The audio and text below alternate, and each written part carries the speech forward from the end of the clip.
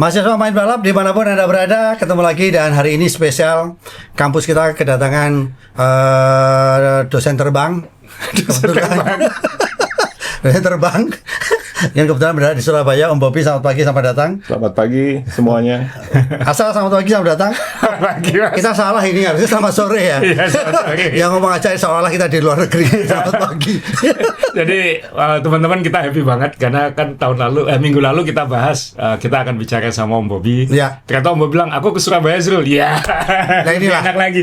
Dan ke Surabaya banyak properti. Jadi sharingnya bakal banyak. Jadi kalau teman-teman pengen tahu orang yang benar-benar liputan itu apa aja yang dibawa dan lain-lain, ini bisa ditunjukin di sini.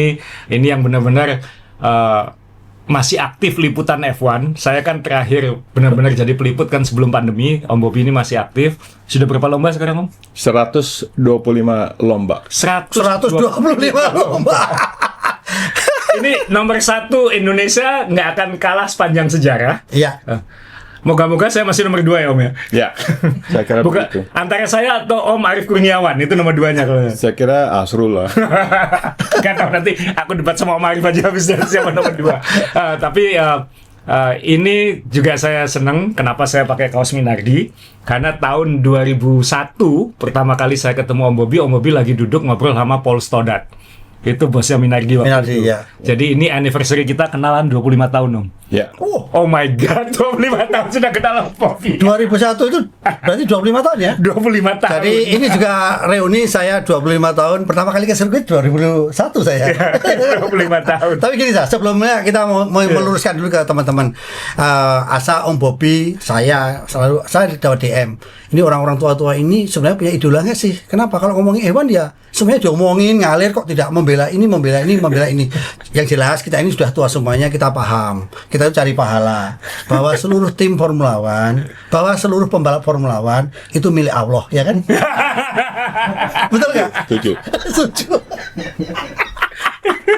Dan saya gini, Om, saya tuh lagi ngomong sama Bobi ya, saya tuh bingung sekarang. Kok kenapa ya? Dulu kan di sirkuit kita ada tulisan, kamu tidak boleh minum ketika kamu menyetir mobil. Apa ya bahasa Inggrisnya? If you drink, don't drive. Nah, apa sekarang? Itu diganti sekarang kata Om Bobi. Apa? Jadi kamu tidak boleh ngecas saat mengemudi mobil, kata gitu. Ada kan kita apa bahasa Inggrisnya? If you charge, don't drive. Nah itu akan jadi kaos kita nanti itu. Jadi Formula One. Charging stationnya di semua tikungan. Jadi mulai dari mana? Ya, ini kita mulai dari, ya pasti kita cerita dulu Om Bobi. Om Bobi dulu pernah tampil teman-teman di podcast kita, waktu itu masih pakai Zoom. Waktu tahun pertama kalau nggak salah. Ini Semaker. Nggak kerasa Pada podcast waktu- kita ini udah 5 tahun ini. Iya, 2021. Ya. Waktu itu habis Mario Andretti kalau nggak salah waktu Iya. itu. Jadi udah 5 tahun lalu pernah di podcast, jadi bisa dicari ceritanya. Tapi kan orangnya langsung itu pasti beda. Iya. Jadi kita akan banyak. Kemarin kita sempat rencana karena saya akan ada di Jakarta akhir April, maunya syuting di sana. Ternyata Om Bobinya udah kesini, jadi alhamdulillah kita bisa lebih cepat. Gitu. Nah, pasti teman-teman juga di IG Main Balap juga udah banyak tuh, ada lebih dari 300 pertanyaan untuk Om Bobi. Saya juga udah pilih beberapa, nanti kita bacakan di akhir, dijawab di akhir. Tapi sambil menuju ke sana kita akan ngulik lagi Om Bobi ini karena masih banyak belum tahu kalau sebenarnya peliput F1 number 1 di Indonesia itu orangnya ini gitu. Dan teman-teman nanti Mas Jo akan nanyain juga awalnya gimana. Cuman Om Bobi ini dasarnya bukan wartawan. Jadi Ya. makanya saya mau ngobrol teman-teman. Ini ada 3 orang. Jadi saya hanya menyampaikan bahwa Om Bobi selalu humble. Ingetin saya, semua harus dari mimpi Dewo. Saya ingat kata itu. Semuanya di atas langit ada langit, selalu ngomong gitu. Jadi Om Bobi humble, tapi setelah di sini tadi saya tahu kelas berapa ini Om Bobi, 1000 cc, 3000 cc, enggak, saya kelas 125 sudah ke sirkuit. Liputan lah, bukan nonton ya? Bukan, liputan. Liputan ya. Kalau nonton nggak ada masalah. Kalau ini liputan, Om Bobi adalah sejarah hidup orang Indonesia yang nonton dari zaman Orla sampai zaman sekarang. Asa memang dari jurnalistik, Ya. memang dari wartawan. Keluarga kesana. saya media, saya backgroundnya jurnalistik. Iya kan? Ya. Kalau Om Bobi saya tahu adalah pebisnis. Gimana waktu itu Om Bobi kok bisa nonton, kepengen ke pedok, kepengen disetiri pembalap, jadi jurnalistik. Saya coba jurnalistik. jawab secara singkat ya. Dulu saya punya teman kuliah Iya, jago ngelukis. jago ngelukis. Nah, salah satu keahliannya dia itu ngelukis mobil Formula One. Oh, Wow. Tahun 79 80-an gitu ya. Om Bobi siapa untuk mohon maaf? Di Formula One kan ada juga yang jago ngelukis namanya siapa Om? Giorgio Viola. Kayak ala-ala Indonesia ya? Oh, kalau dia itu kan dari segi teknisnya, terus kemudian dia lihat ada perubahan technical sayap ataupun aeronya, dia gambar. Iya. Kalau teman saya mobil secara utuhnya, F1-nya itu bagus sekali, hampir seperti foto. Nah dari situ saya tertarik karena lihat sayapnya, lihat airbox-nya. Apalagi tahun 70-an, 80-an itu kan bentuknya kan aneh-aneh gitu ya. Mulailah saya kepengen untuk melihat secara langsung. Mimpi dulu. Jadi dari teman yang suka ngelukis aja. Ya. Baru tahun 89 kesampaian pada waktu USA Grand Prix di Phoenix, Arizona. Tahun 89. Ya, waktu itu saya ingat pole position Ayrton Senna, fastest lap-nya Ayrton Senna, juaranya Alain Prost, maaf ya. Enggak, dan waktu itu Senna tarung belum, itu tahun 90 ya dengan Alesi ya. 89. 89 ya, 89 ya. Iya. Itu awal-awalnya. Iya, awalnya itu. Tapi ya karena lokasinya di Phoenix bulan Juli, di suhu di sirkuitnya tuh sampai ambient ya, 42 derajat.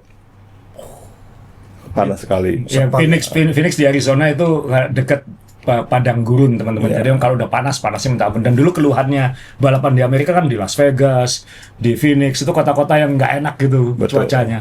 Jadi tahun 89 pertama kali nonton F1 di Phoenix. Kedua Melbourne tahun 95.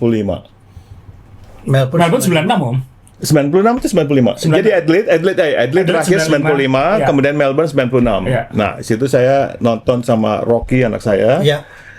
Di situ ada event, ada McLaren two-seaters. Pertama kali Melbourne 96. Nah, disitulah mimpi berikutnya yang saya bilang ke anak saya. Ya. Saya kepengen disopirin di mobil Formula One two-seaters. Siapa pembalap yang waktu itu Om Bobi udah saya ngincar siapa gitu? Mika Hakkinen waktu itu ya. Bukan Kuala Pintu ya, padahal ada jaminan asuransinya kepake kalau Kuala Pintu. Jadi waktu itu saya bilang sama Rocky, yang disetirin itu kayak orang-orang CEO-nya Qantas, kemudian pemain biola yang terkenal gitu ya. Saya bilang ke anak saya, mimpi ya. Satu hari saya mimpi akan naik Formula One. Nah, Rocky bilang, mimpi lu, dia bilang gitu. Teman-teman, Om Bobi ini adalah ayah dari Rocky Padilla. Jadi kalau Anda suka basket, pasti kenal Rocky Padilla. Itu vlogger, YouTuber, pokoknya salah satu pengamat basket paling terkenal di Indonesia sekarang. Itu anaknya Om Bobi. Jadi irisan Om Bobi dan saya ini sebenarnya bukan hanya di F1, tapi juga di basket. Iya. Dan waktu itu Rocky kan ngawal saya, asal bilang kalau di Amerika harus nonton basket. Rocky yang mengantar kita nonton basket, baru tahu. Dan di sana banyak temannya. Jadi waktu Rocky bilang, mimpi lu. Saya jawab, if you can dream it, you can do it. Nah, itulah saya kira satu hal yang kita juga ingin menginspirasikan teman-teman ya. Mulailah dengan mimpi. Mimpinya tuh mimpi yang sebesar mungkin gitu ya. Tapi Anda bisa lakukan kalau Anda mimpi dulu, baru berusaha untuk mencapai mimpi itu. Itu 96. Mulai liputan untuk bola waktu itu tahun berapa? 99. Oh, jadi baru 3 tahun kemudian ya? Ya. Jadi saya ingat liputannya dulu itu tidak hanya ke race, tetapi Formula One launching. McLaren itu di Valencia. Bedanya antara launching dulu dengan launching sekarang. Waktu saya diundang oleh McLaren untuk melihat ataupun meliput launching mobil McLaren di kota Valencia, Spain, hotel dibayarin sama McLaren. Ya, zaman dulu begitu ya. Ya, jadi kita bisa ketemu sama Mika Hakkinen, David Coulthard waktu itu. Dan keduanya saya BAR launching itu di Vira Barcelona. Ketemu sama Jacques Villeneuve, Jenson Button tahun itu ya, akhir 90-an awal 2000-an tuh emang tim-tim F1 royal ya. Kalau launching wah souvenirnya tuh bagus-bagus, tas-tas segala macam. Saya dulu yang 2005 yang keundang ke Enstone itu dibayarin sama Renault. Kita di airport aja dijemput. Iya. Mantapnya itu ya. Kalau kita lihat dari Indonesia itu ada yang mau datang itu dijemput kita di airport. Padahal sekarang F1-nya lebih banyak, tapi lebih pelit sekarang ya. Ya, karena mereka sudah marketnya udah beda gitu. Cost cap itu tadi ya. Iya. Terus yang lucu yang Jaguar, launching Jaguar waktu itu ya. Niki Lauda bilang, saya aja masih bisa nyetir mobil ini. Oh ya? Ngomong kayak Iya, gitu. dia bilang gitu. Terus waktu itu Gunther Steiner bilang, coba masuk ke mobil itu. Dan Niki Lauda masuk dan perutnya keganjel sama Setir. setir. Meskipun setirnya dilepas, dia Ya. masuk lagi, itu kena ke setirnya gitu. Jadi dia nggak akan bisa untuk setir mobil Jaguar tahun 2000 itu. Kau itu masih muda waktu itu ya? Niki Lauda atau saya? Gunter ya? Oh, Gunther masih muda, ya. Oh, itu dia baru Dia Gunter dulu awalnya di Jaguar ya? Jaguar. Iya, Oh, Jaguar ya dulu ya. Iya. Nah, kemudian sejak itu rutin untuk race liputan untuk di balapan. Sebentar sirkuit. Om, saya agak sedikit nggak ngikutin atau blank. Tadi Om bilang mimpi di Melbourne 96. Nah, kesampaiannya waktu itu gimana, prosesnya gimana? Oh, mimpi Tahun berapa? disetirin gitu Iya. ya. Oke. Kemudian tahun 2001 Iya, itu saya ingat ada perkumpulan mekanik iya. mengadakan charity untuk auction untuk charity, Snowdrop namanya, yang proceednya akan disumbangkan ke Yayasan Kanker, Rumah Sakit Kanker kalau nggak salah itu. Saya ikut tahun 2001 ngikutin lewat komputer, jadi orang melakukan penawaran 500 pound sterling, 600 pound sterling, 700 pound sterling. Oh, itu kayak tender 2001 apa ya? ya, Kayak apa auction, ya? Oh, iya. lelang gitu ya. Lelang. Nah, tahun 2001 itu saya pas akan pada hari penutupannya auction itu, saya akan terbang untuk liputan Thomas Cup di Hong Kong. Jadi ada waktu jeda sekitar 4 atau 5 jam, saya nggak bisa ngebit. Oh. Jadi yang saya lakukan adalah pada saat terakhir penawarannya itu 925 pound sterling, saya langsung top up 2000 pound sterling, 2001. Kenapa? Karena tahun itu tahun 2001. Setelah saya terbang mendarat di Hong Kong, pengumuman Anda terpilih sebagai pemenang lelang ini dengan pembayaran 2001 pound sterling. Nggak mahal ya sebenarnya. Nggak mahal, tapi kan saya pikir daripada saya mesti ngebit gini kan, dulu waktu itu tuh nggak mungkin bisa kita koneksi Iya, internet di pesawat gitu Oh, ya. maaf, berapa waktu itu kursnya Om? Lupa. Nah, Mungkin masih 15 ribuan mungkin nggak nyampe. Mungkin. Nggak nyampe. Disitulah Iya. saya pertama kali dijanjikan untuk mendapatkan pengalaman disetirin di mobil Minardi tandem Ya. dengan Andrea Piccini pembalapnya. Ini ya? Ini foto ini? Bukan? Fotonya foto ini, Iya. tetapi pada saat saya sampai di Goodwood Festival of Speed, Iya. saya ketemu dengan Paul Stoddart, Iya. yang tadinya kan juga ketemu pada waktu kita di Melbourne kan. Betul, jadi Kita waktu saya ketemu Om ngobrol, Bobby ya. itu, Om Bobby sedang ngobrol sama Paul Stoddart. Kayaknya lobby itu. Nah, kemudian Paul Stoddart bilang setelah dia ngobrol sama saya, menarik gitu ya. Dia kan owner, saya tanya-tanya, kira-kira aviation, waktu itu European Aviation kan perusahaannya dia kan. Iya. Paul, 5 tahun dari sekarang posisi perusahaan Anda ada di mana? Udah kaget ya? Itu adalah pertanyaan bukan seorang penggemar F1 itu pertanyaan seorang CEO tuh, CEO. menanyakan posisi perusahaan Minardi 5 tahun dari sekarang. Emang Jadi- pengusaha, Bos. Nah, jadi dia tertarik, akhirnya dia bilang sama Andrea Piccini, Andrea, I'm going to drive for this gentleman di Goodwood Park. Oh, jadi harusnya waktu itu nyetirin bukan Stoddart. Bukan Andrea Piccini. Tapi pada akhirnya Paul Stoddart. Ini Stoddart ini berarti ya? Iya, Ini Stoddart. ini Paul Stoddart. Ini itu. Paul Stoddart. Bayangkan Paul Stoddart itu backgroundnya tuh rally ya, bukan pembalap gitu ya. ya. Jadi ini sport jantung juga, Anda dicetirin sama orang yang bukan profesional F1. Gitu. Pembalap keempat ini. Tapi Paul Stoddart merupakan orang yang paling penting Ya. dari sejarah saya untuk mencintai F1, karena dari Paul Stoddart saya bisa mendapatkan kesempatan sampai 3 kali disetirin dengan speed yang dengan Alonso itu sampai 305 km per jam. Ya. Tahun berapa itu, Om? Masih 2001, 31 Oktober. Di Sirkuit Misano, Italia. Jadi Om Bobby ini yang satu CEO menyamar jadi wartawan, Ya. yang satu CEO menyamar jadi pembalap. pembalap ya. Sopir angkot. Nah, Alonso 300 km per jam. 305. Pakai Minardi juga? Iya, sama mobilnya. Sama. Iya. Kemudian selanjutnya. Tahun saya waktu tahun 2001 itu ada pilihan 5 pembalap. mundur dulu ya. Ada pemilihan Tarso Marquez, Christian Albers, David Silence, terus kemudian Alex Young, Fernando Alonso. Iya. Alex minta disopirin ke hotel aja bos.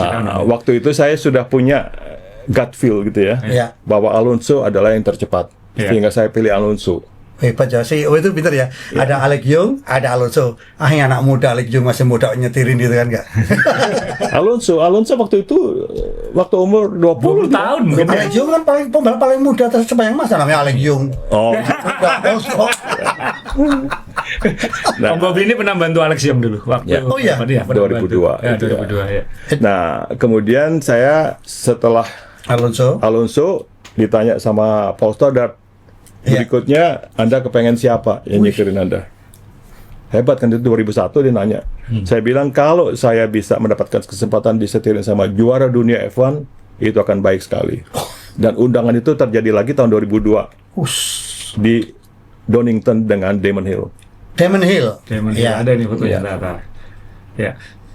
Damon Hill. Ini yang dengan Paul Stoddart. Ya. Maafin yang Michael, saya harus cari. Loncat-loncat tuh. Oh. Ini Kubica. Nggak ngobrol terus ya. Iya. Jadi itu dengan apa? Tadi Alonso, kemudian Damon Hill. Damon Hill waktu itu usia berapa ya Om ya? Dia tahun 60 lahir, jadi 42 tahun. 42 tahun ya? 42 tahun. Dan ini masih slim kalau ini. Udah masih bisa masuk mobil kalau ini. Iya. Saya pun juga masih slim. Nah, sebentar Om, dari pengalaman di sini tadi, dari Stoddart, Alonso, Damon Hill, apa yang membedakan Damon Hill? Karena sirkuitnya di Donington, saya tanya kepada seorang bernama Balbir Singh. Balbir Singh itu orang Ferrari kalau nggak salah. Ferrari yang terkenal itu ya, yang sering muncul di TV maksudnya. Adalah physio trainer dari Michael Schumacher. Saya tanya Balbir, saya akan di co-drive dengan Damon Hill di Donington. Apa yang saya mesti siapkan? Dia bilang, you walk fast, don't run. Jalan. Anda tahu bedanya nggak? Dia bilang gitu. If you run, betis Anda yang kuat. If you walk fast, perut Anda akan jadi kuat. Donington naik turun. Anda kalau tidak latih, perut Anda muntah. Gitu. Donington ya, hilly. Iya, jadi saya trainingnya untuk sebelum di co-drive sama Damon Hill itu adalah jalan cepat. Dan akhirnya menikmati. Karena meskipun hujan, speed 265 km, perut terasa aman. Nggak mulus, nggak muntah. Hujan 260. Iya, pakai ban basah. Dan itu kelasnya masih Minardi ya? Minardi two seaters ya. Itu V10 ya. Jadi suaranya masih the best. Kalau getaran ada Om? Silakan bilang kita tua, the best sound itu V10. Tapi getaran ada nggak ya saya? 10 itu ada getarannya nggak ya? Ini Om Bobby kan duduk di depannya fuel tank sama engine ini kan ya. Jadi kan vibrationnya pasti kerasa banget ini kan. Iya, tapi waktu itu kalau Anda pikir ya, itu kita tetap sudah pakai Hans itu ya. Tetapi kan depannya itu ada kayak pembatasnya itu kan. Iya. Jadi double cabin lah. Ya, itu pengamanannya double. Jadi kalau kita sampai ke depan pun kita akan mentoknya ke yang itu. Jadi kalau tadi ditanya mengenai mana yang lebih nikmat, ya kalau sama Damon Hill itu lebih kayak dansa ya. Enak gitu. Jadi benar ya, dia kan dibilang gayanya halus. Iya. Emang halus kayaknya. Betul. Kalau Alonso itu karena speednya 305 itu ya. Jadi dia mengutamakan speed waktu itu. Iya. Sebelum Misano, saya coba menghafal tikungan. Supaya pada waktu disetirin itu ya, waktu kita co-drive itu ini ke kiri, ke kanan, habis itu kan sama seperti kayak pembalap gitu kan ya, supaya kita lehernya mengelawan gravitasinya tidak terlalu berat gitu ya. Tapi begitu udah sama Alonso, tikungan pertama, kedua, lupa hilang orientasi dan tuh. ilmunya hilang. Percuma untuk kita ngapalin karena udah ke Banten. Iya, karena kita udah nggak tahu ini tikungan keberapa ya, leher saya masih ke kiri atau ke kanan. Jadi sama Damon Hill sudah dikasih training sama Balbir Singh, ya menikmati gitu ya. Dan sudah pernah juga kan sebenarnya. Jadi sampai tahun 2002 itu saya sudah disetirin sama 3 orang yang berbeda, Paul Stoddart, Damon Hill, sama Alonso. Nah, mimpi lagi. tahun 2002. Kapan saya disetirin sama Michael Schumacher? Nah ini Ini kan jadi saya pakai kaos ini. Iya. Adalah kaos yang sama dengan yang saya gunakan tahun 2004 saat co-drive dengan Michael Schumacher. Jadi yang di layar ini, yang di screen ini Sekarang nih. polosannya sama persis. Bukan sama persis. Ya ini emang yang dipakai. Ini yang dipakai. Jadi kalau mau lihat saya 2004 adalah seperti itu. Iya. 2026 seperti ini. Bajunya sama. Jadi Ini itu masih villa ini. ya sirkuitnya di Magny Cours 2004. Iya. Kemudian sangat berkesan karena pribadi seorang Michael Schumacher itu sangat humble gitu ya. Dia juara dunia waktu itu masih 6 kali, tapi dia totalnya 7 kali. Dan kita bisa ngobrol dan mengikuti semua alur yang dia ingin tanyakan ke saya gitu. Nah, kalau Anda lihat tadi foto yang tadi sebelumnya? Ya, yang tadi. Yang tadi Yang di sama Michael sama iya. tadi. Iya. Bukan satu lagi. Nah, ini ada yang orang paling kanan itu namanya Gino Rosato. Ini mekaniknya ini. Sebenarnya mekanik plus bodyguard. Oh. Jadi kalau sekarang kan Lewis Hamilton kan dikawal dengan orang yang beda gitu ya. Iya. Kalau dulu dirangkap sama mekanik. Nah, ini boleh tahu Om, apply-nya gimana? Mimpi Oke. juga ini. Ada acara apa ini? 2004 itu saya membaca di website Autosport kalau nggak salah itu ya, akan ada undian. Jika Anda datang ke sirkuit Magny Cours tahun 2004, tiket Anda akan diikut sertakan dalam undian untuk bisa disetirin oleh Michael Schumacher dan Rubens Barrichello. Tuh. Saya 2004 nggak mungkin beli tiket untuk menonton karena saya sudah akan meliput dengan fungsi sebagai seorang media, sebagai fotografer gitu kan. Iya. Otak berpikir kan, kepengen dong dia, tapi kan saya nggak mungkin beli tiket. Jadi akhirnya saya mengirim email kepada sirkuit Magny Cours. Iya. Bagaimana caranya saya untuk disetirin sama Michael Schumacher? Saya propose untuk menyumbang 25.000 euro kepada yayasan yang Anda pilih gitu ya, dengan imbalan saya mengharap untuk disetirin oleh Michael Schumacher. Itu bulan Maret, sedangkan ini bulan Juli. 2 bulan tidak ada jawaban sama sekali. Iya. 2 bulan sebelum race tanggal 4 Juli itu ada email dari perusahaan bernama Publicis. Mr. Arifin, apakah Anda masih tertarik untuk disetirin sama Michael Schumacher? Saya jawab ya. Apakah Anda masih bersedia untuk menyumbang 25.000 euro? Saya jawab ya. Emailnya saya jawab, kemudian keesokan harinya ada yang nelpon saya, Miss Marie dari Publicis. Publicis itu perusahaan advertising terbesar, marketing terbesar di Perancis. Dia telepon. Kemudian saya mewakili Publicis untuk memastikan bahwa Anda akan setuju untuk disetirin sama Michael Schumacher. Saya bilang ya, setuju, kirimkan bank account Anda, saya akan transfer. Dan saya bilang wanti-wanti, saya tidak mau disetirin sama Rubens Barrichello.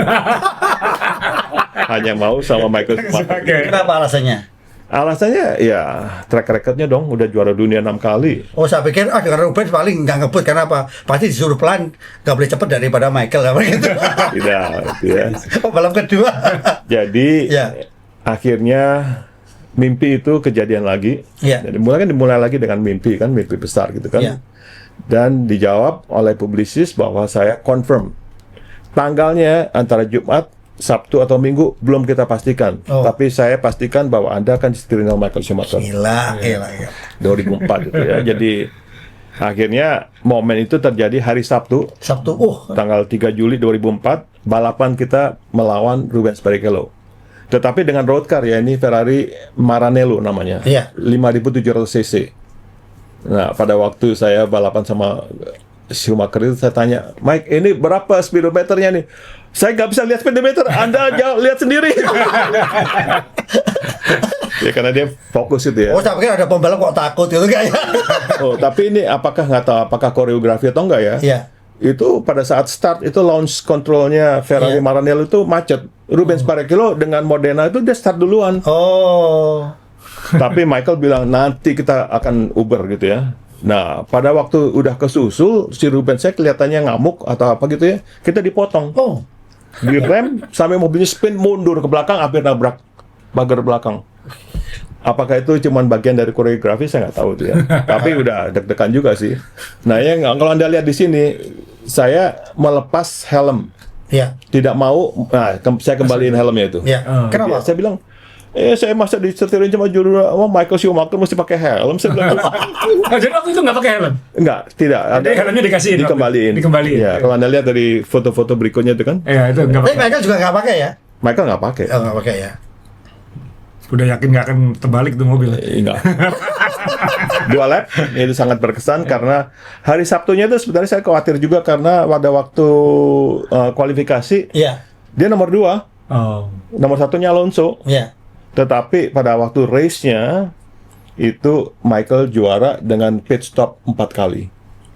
Oh, yang bisa berkali-kali itu ya? Iya. Oh, Ya, itu ya. ini Pak? tahun yang dia menang berapa lomba gitu kan dari Betul. salah satu musim paling dominannya. Nah, itu sebelah kiri Anda Oh, bisa ya, lihat kali itu ya. ada bosnya tuh sebelah kiri tuh, Jean Todt. Jean Todt, Ya, ya. itu ya. Nah, kemudian pada waktu di mobil saya bilang, Mike, saya boleh nggak saya minta satu tanda tangan dari Iya. Anda? Silakan, saya bilang itu. Kasih fotonya ke Balbir. Balbir tadi yang physio trainer Iya, tadi ya. Iya. Nah, keesokan harinya saya tagih ke Balbir. Balbir, mana foto yang ditekan sama Schumacher? No. Dia bilang gitu. What do you mean by no? Saya bilang gitu. Dia udah janji ke saya. Saya bilang gitu. You know what? Dia bilang gitu. Michael told me, ask Bobby come to see me. I would like to sign the picture in front of him. Oh, terhormat. Itulah. Soalnya kalau nggak ya tantangan si Balbik itu nanti itu. Kemudian waktu saya datang di depannya itu dia bilang he has only 5 minutes to see you, dia bilang gitu. Saya lari ke motorhome-nya. Iya. Dia Michael datang naik sepeda. Yang Bobby give me 1 more minute begitu. Terus dia keluar ambil fotonya karena fotonya di tempatnya itu dia keluar dia tulisin to Bobby. Thanks Michael Schumacher. Wow. Mahal itu. Itu udah. Mahal itu. Orang saya dapat tanda tangan waktu itu di pesawat Mark Webber. Tanda tangan lengkap. Saya bilang, ini orangnya lagi seneng ini Mas. Tanda tangan lengkap. Kalau cuma parah. Iya. Nah. Ilmu. Iya. Ilmu ya. Oh, Bobby, thank you. Pembalap lagi seneng atau enggak itu tantangannya bisa beda ya. Iya. Nah, ada kaitannya nggak Michael Schumacher dengan warna merah ini? Ini punya satu cerita sendiri. Iya. Saya 2004 membawa laptop ini ke GP Formula One di Bahrain. Oh, Bahrain. Saya duduk dengan Arif Kurniawan di hospitality-nya Ferrari. Michael lewat. Nice computer. Iya ada logo Ferrari-nya. Nice computer, man. Would you like to sign it? I will, dia bilang gitu. Dia tekan ini langsung. Ya. Jadi bukan saya minta tanda tangan, Michael yang minta Wah. untuk menandatangani ini. Ini tanda tangan Michael yang di tengah ini, Iya. yang di atas. Tapi Ya. kok ini kok ada dua Michael? Yang sebelah Iya. kanannya ini Mick Schumacher, tanda tangannya sama ya. Kok sama? Jadi ya? teman-teman tanda tangannya Michael Schumacher dan Mick Schumacher itu sama. Apa ini tanda-tanda ya ketika Michael sedang sakit ini kalau ada cek-cek ya anaknya aja mirip.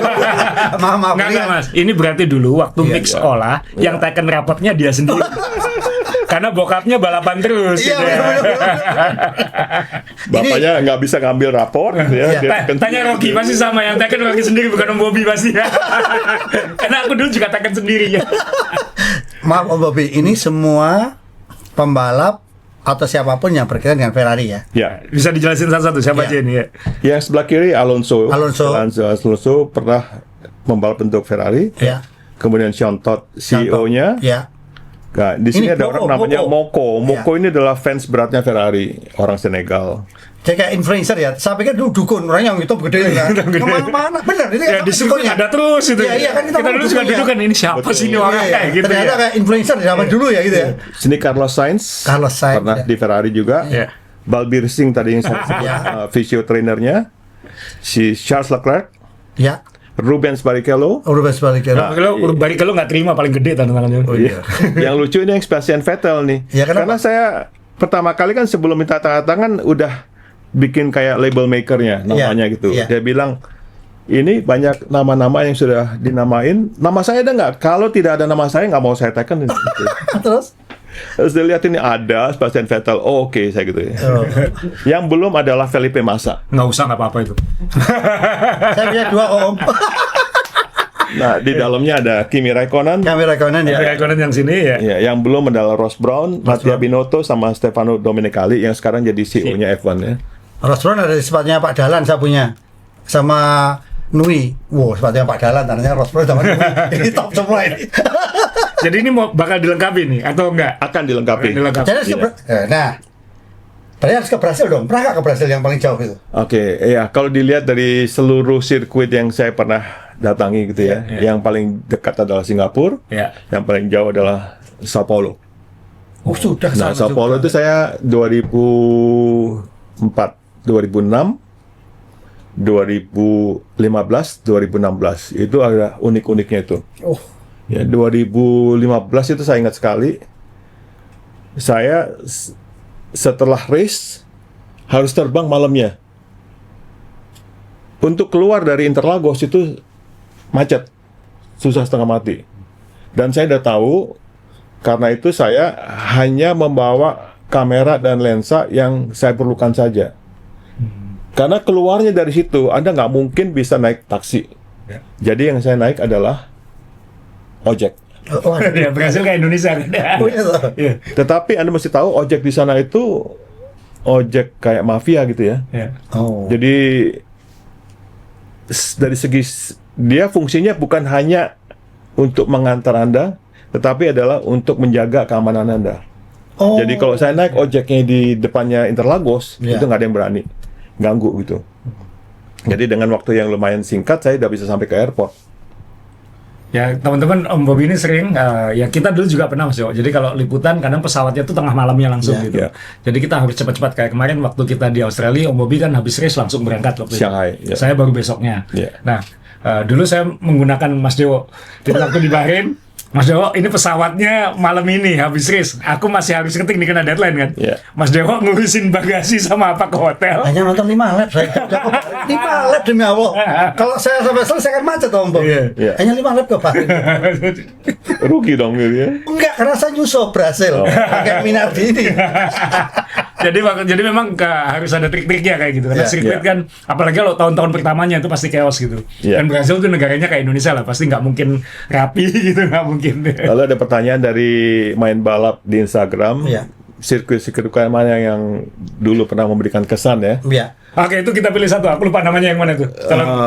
Ya, Ya. pertanyaannya gini, sirkuit mana yang kira-kira berkesan? Yang paling berkesan adalah waktu Nürburgring ya.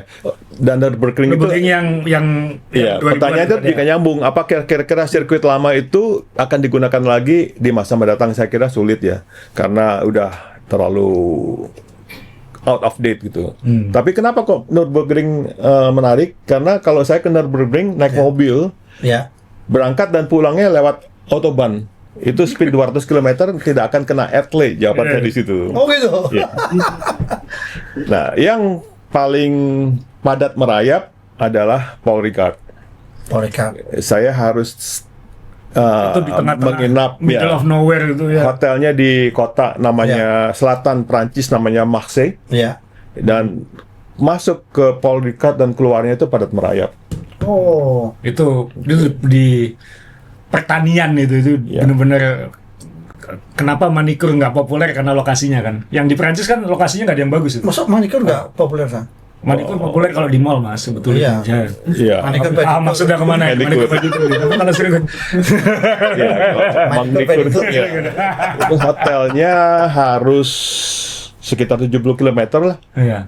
Dari Yang Paul Ricard kan juga nggak populer karena lokasi juga kan. Betul. Kejauhan ya. Tapi saya juga terima kasih karena saya beri kesempatan saya untuk liputan di Amerika sama Om Bobi dan Om Bobi yang nyetir mobil.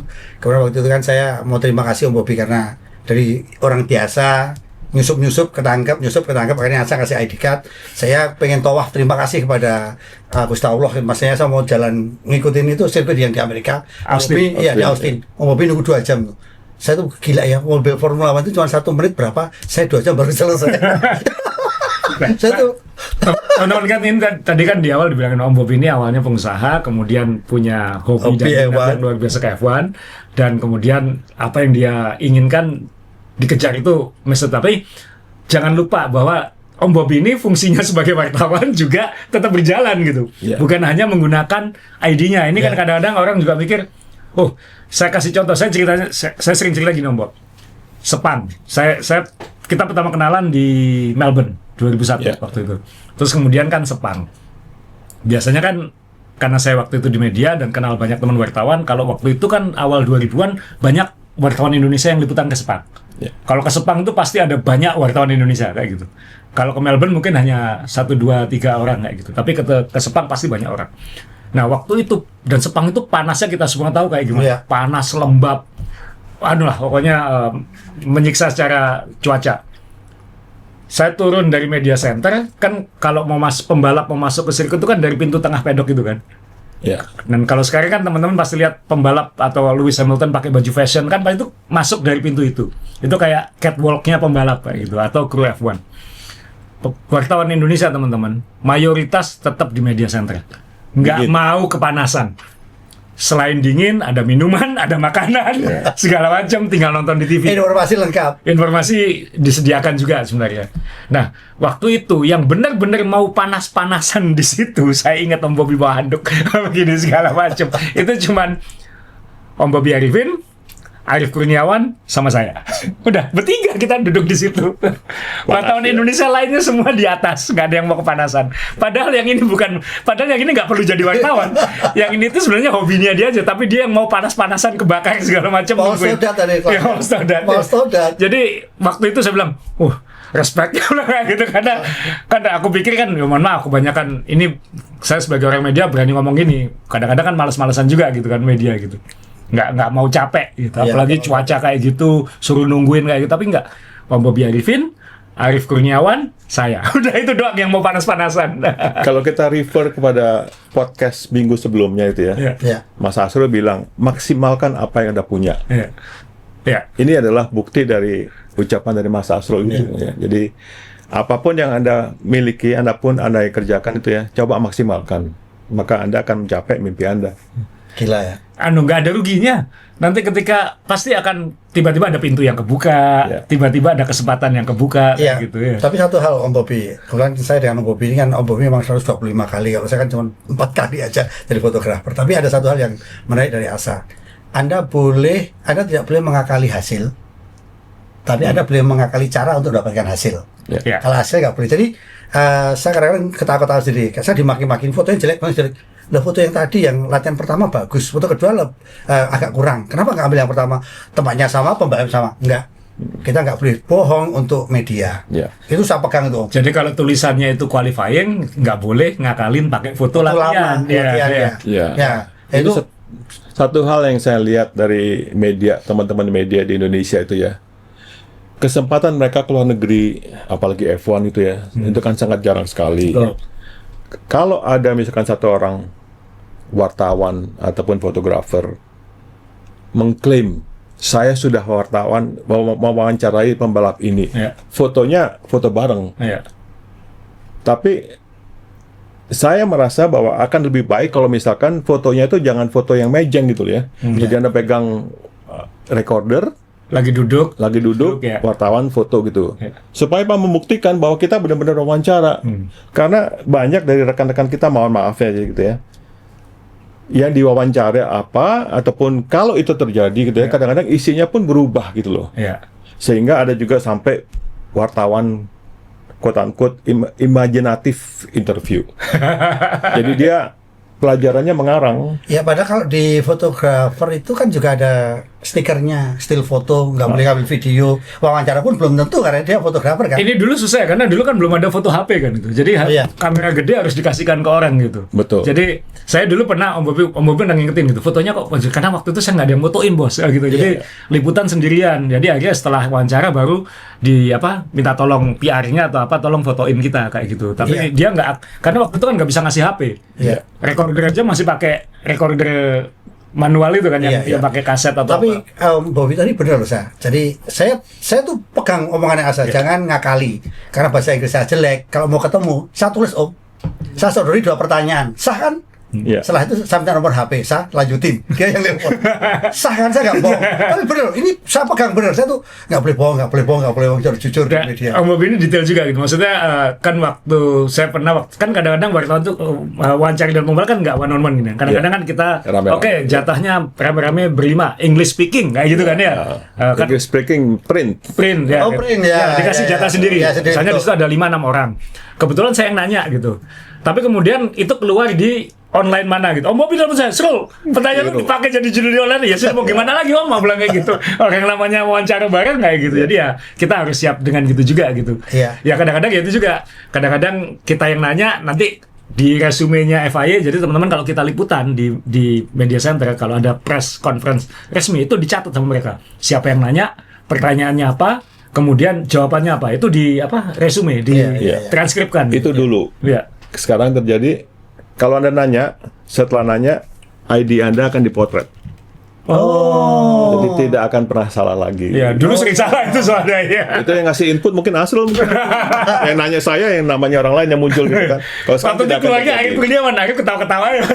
Sekarang tidak akan terjadi karena setiap kali kita nanya, setelah saya nanya, ID-nya difoto. Oh, sekarang begitu langsung difoto ya? Jadi nggak salah ya? Nggak salah. Ya, Om Bobi satu ini ya, menarik ya. Jadi Om Bobi saya lihat kalau dia dari sejarah dari semuanya dengan Michael Schumacher dari cerita, rasanya kok dekat sekali dengan lingkungannya Michael Schumacher.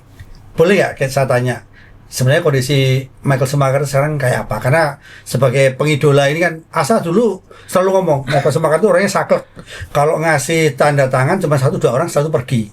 Makanya waktu di Melbourne, Asa dapat kesempatan diberikan ke almarhum Pak Sugeng. Pak Sugeng. Ya. Nah, makanya saya bilang ini orang saklek. Saya juga makanya ketika pertama kali dapat ID card, yang saya cari pertama kali adalah Michael Schumacher karena itu memang sulit. Nah, orangnya gimana di lingkungan itu? Ada pertanyaan juga di Main Balap mengenai kondisi Michael Schumacher sekarang ini. Ya, dengan segala hormat, ya kita harus menghormati privasi mereka. Mereka tidak ingin untuk kondisi Michael Schumacher sekarang ini dipublikasikan. Jadi saya pun levelnya, pengetahuannya sama dengan Anda semuanya yang baca di media gitu. Tapi pernah, maaf ya, bertanya saya sama Balbil atau siapa tadi namanya? Mungkin sama Sabin mungkin. Iya, sama ya? Itu Sabin kan mungkin. Yang dekat, itu pernah nanya gitu. Pernah nanya. Jawabannya? Pernah, saya tanya ke Sabin. Sabin itu PR pribadinya Michael ya? Sekarang adalah manajernya Mick Schumacher. Oh, oke. Oh, masih lanjut. Masih lanjut. Namanya Sabin Company. Kita dulu kalau mau nanya Michael ke dia kayak gitu. Ya, saya dekat sekali sama Sabin. Sabin bilang apa? Sabin bilang, sorry. Dia bilang itu, saya nggak bisa ngasih. Jadi dia bilang sorry ya, Om harusnya tanya pagi boleh nggak gitu dong. Siapa tahu pagi boleh, sore nggak boleh. Dengan Sabin Camp itu saya bisa dekat sekali karena ada cerita yang khusus sekali dan ini akan membekas dan kapanpun saya ketemu Sabin dia akan senyum salamin saya dulu. Gimana Om? Tahun 1996, 2006, saya mengirim satu koin emas, koin emas, real gold ya, tapi kecil gitu ya. Pakai kurir, dikirim ke rumahnya Sabin. Kira-kira sekitar 2 minggu sebelum GP Shanghai 2006. Saya bilang, Sabin, tolong Anda bawa koin ini, kantongi saja. Ini adalah lucky coin untuk Michael Schumacher.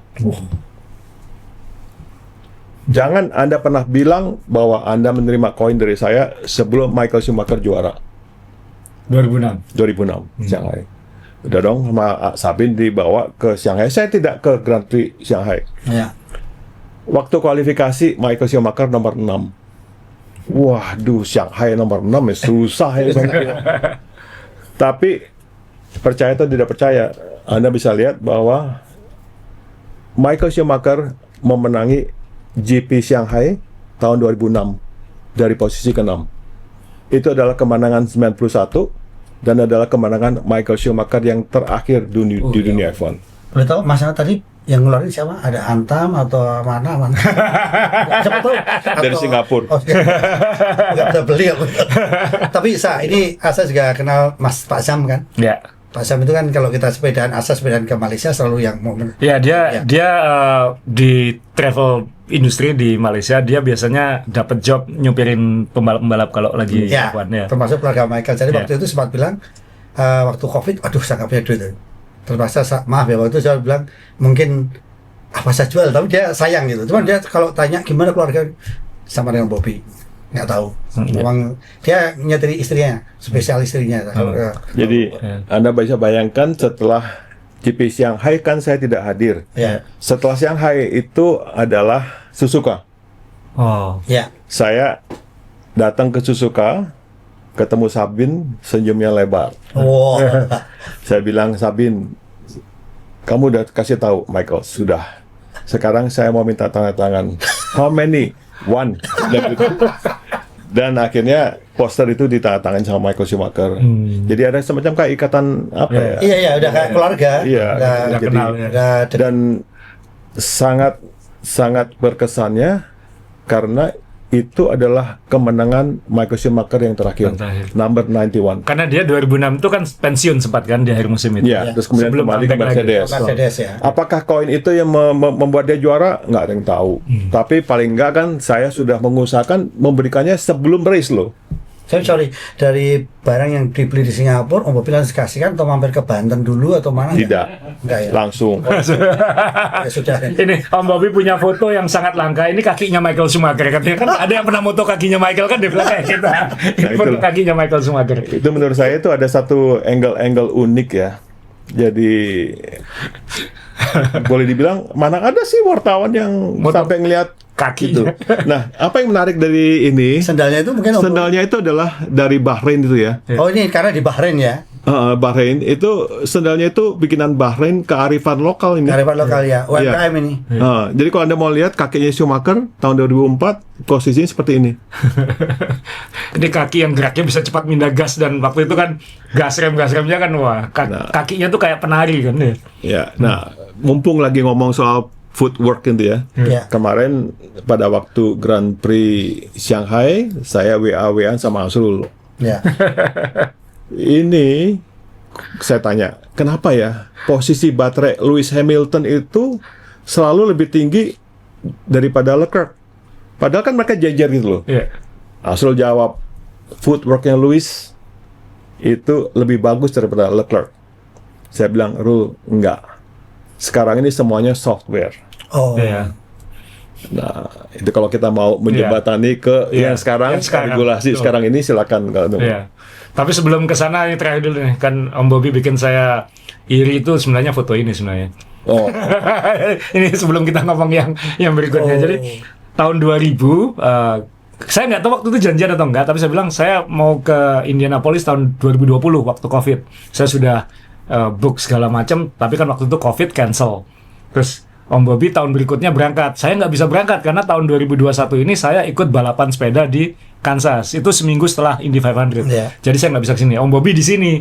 Dan ini ngelengkapi koleksi disupirin juara dunia kan ya. Ini Mario Andretti, idola saya Mas Dewo. Juara dunia 1978. Dengan Lotus.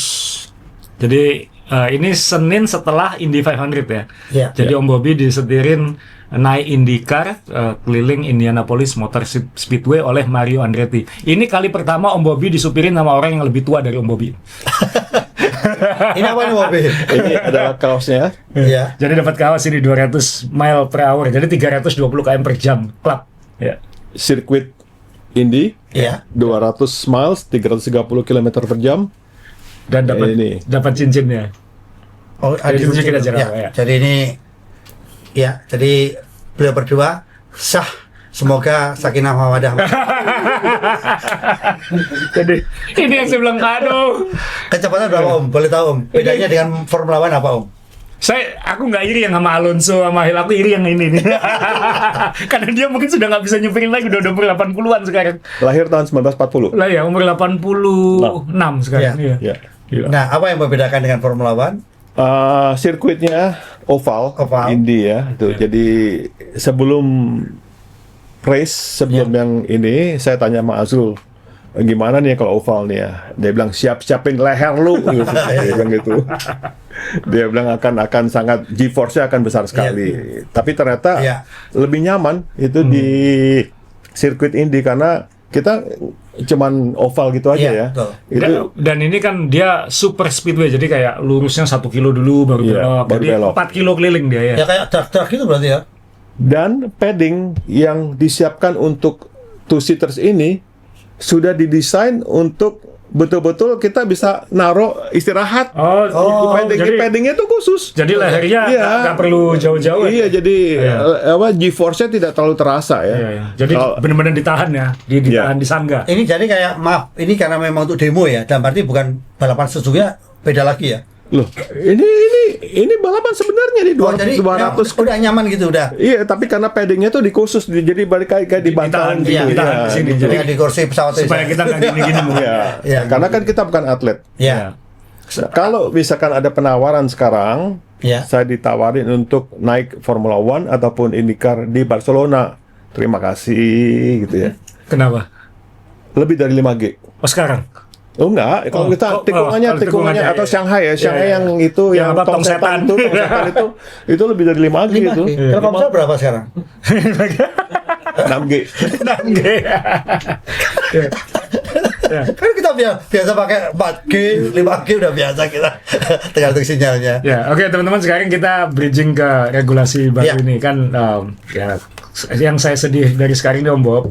Sekarang tuh kayak ada ini Om Bobby yang inisiatif ngajak Hamilton foto sama semua wartawan. Jadi Om Bobby yang di sebelahnya Lewis. Ya ini Om Bobby di sini. Jadi waktu tahun 2023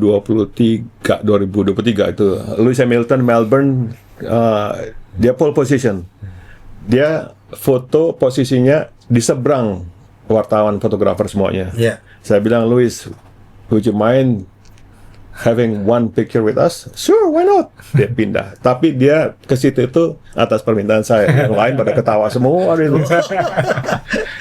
Jadi bridging kan kita ini kan yang saya pribadi sedih itu sekarang adalah karena banyak fans baru setelah Drive to Survive yang nggak pernah tahu dulu seperti apa, yang nggak ngikutin balapan dari kayak Om Bobby 89. Saya pertama kali nonton F1 di TV aja tahun 92 kayak gitu.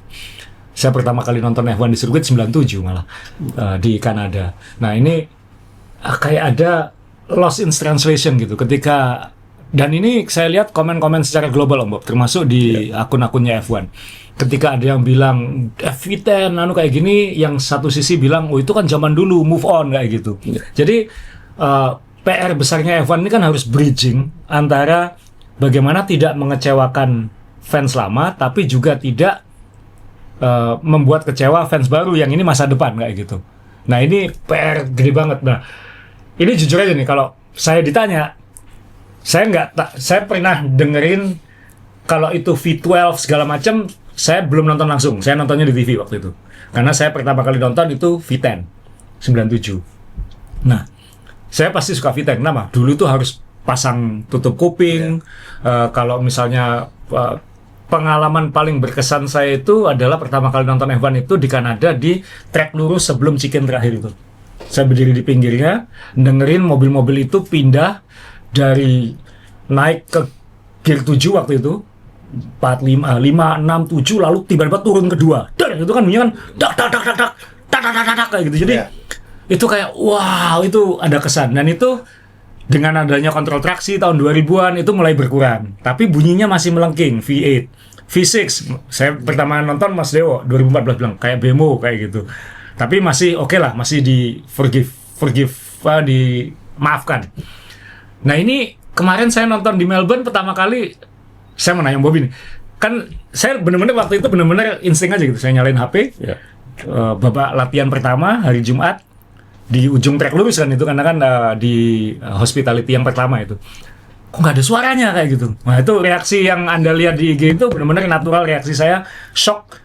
F1 makin nggak ada suara. Nah Om Bobby waktu itu gimana kan? Ini mungkin beda dengan saya kan? Ya, dari awal. Menjawab yang nyambung dulu yang itu Kanada itu ya. Chicken terakhir. turun dari 65432 gitu kan ya. Iya. Kenapa turun kedua? Nggak tahu Om. Apa? Wall of Champion. Wall of Champion ya. Oh, Kalau enggak nabrak dinding iya, kanan. iya, iya. Gitu ya. Jadi Iya. tadi pertanyaannya kan perpindahan ataupun evolusi ya dari suara. Ya pertama kali sih enak sih lihat F10 V10 gitu kan ya. 12 ngikutin nggak dulu? Enggak. Bobby? Enggak. 10 ya? 10. Ya. Oh iya, 89 masih V10, V8 banyak waktu itu. Tapi 3.500 cc. Iya. V12-nya Ferrari doang kalau nggak salah ya. Tahun 89 kan masih. 89 Iya. ya. Nah, sekarang kalau kita tarik garis sekarang 2026, Asrul bilang katanya formula tanpa suara. Ya. Saya selalu ngomongnya positif ya. Iya. Jadi yang dulu enak, kalau sekarang pun juga bagaimana kesan-kesan Anda tahun 2026? Bagus. Kayak ada lucu-lucunya. Waduh ini. Wah ini. Karena Bobby kan di Melbourne habis itu ke Shanghai kan, yang dua sirkuit yang berbeda. Yang Shanghai kan ada long track lurus yang panjang itu kan. Iya. Itu kan pasti dengerin bunyinya turun. Kalau misalkan saya ngomongnya agak negatif, Iya. nggak ada lucu-lucunya gitu ya. Tapi kalau saya ngomongnya positif, oh hebat, mantap. Kayak ada lucu-lucunya sih, dibilang gitu. Lucu. Habis nyalipnya aja di track lurus gitu kan ya. Iya. Nah sekarang Anda mau menjawab, saya ingin saya menjawab di angle mananya nih sekarang nih? Suaranya atau apa gitu ya? Sebagai fans, berarti sebagian pelikut. Iya. Kalau ketika dulu pertama kali nonton F1, kemudian kita ini sangat terekspos di era V10, V8 ya kan, 2000-an itu. Kemudian era belasan ketika V6 Turbo mulai hybrid, dan sekarang seperti ini kan, saya merasakan kok kuping saya makin nggak tergelitik gitu, itu aja. Oke, Iya. saya termasuk korban loh dari V10. Kalau Korban V10. Kuping saya sekarang sakit. emang melengking kuat ya Om ya. Iya. Ya karena Om Bobby kan fotografer kan kayak masuk kan di, apalagi kalau lagi di pit lane segala macam ya kayak gitu. Nggak usah di pit lane, di track. Lurus. Pakai earplug. Sudah. Oh kalau saya enggak Om. Eman saya udah beli rusak sekali. Tapi memang nikmat Om. Gimana Om? Nah, kalau misalkan kalau sekarang Iya. ya, suaranya, saya kan ngalami yang hybrid itu kan suaranya udah mulai berkurang kira-kira 4 tahun yang lalu atau 5 tahun yang lalu itu ya, udah mulai 2020, berkurang ya. iya. Ya sejak 2014 sebenarnya, tapi ini makin lama kan memang makin Berkurang ya. Iya. berkurang ya. Kalau 2026 ya mungkin Asrul akan kaget karena jaraknya sebelumnya yang Iya, kaget sebelumnya. gitu ya. Iya. Jadi, kalau saya sudah nggak kaget karena sudah ngalamin evolusinya itu. Selalu ngikutin ya, selalu Iya. ngikutin. Saya ada gap pandemi Iya. ya, Iya. nggak nonton dia. Jadi kok hilang kayak gitu. Tapi Om Bobby ngerasain, oh ini makin berkurang. Anda tuh ikut ngikutin evolusinya kayak gitu. Nah, kita WA-WA nih. Iya. Aduh, kok kayak gini ya? Dia bilang gitu, Asrul bilang gitu.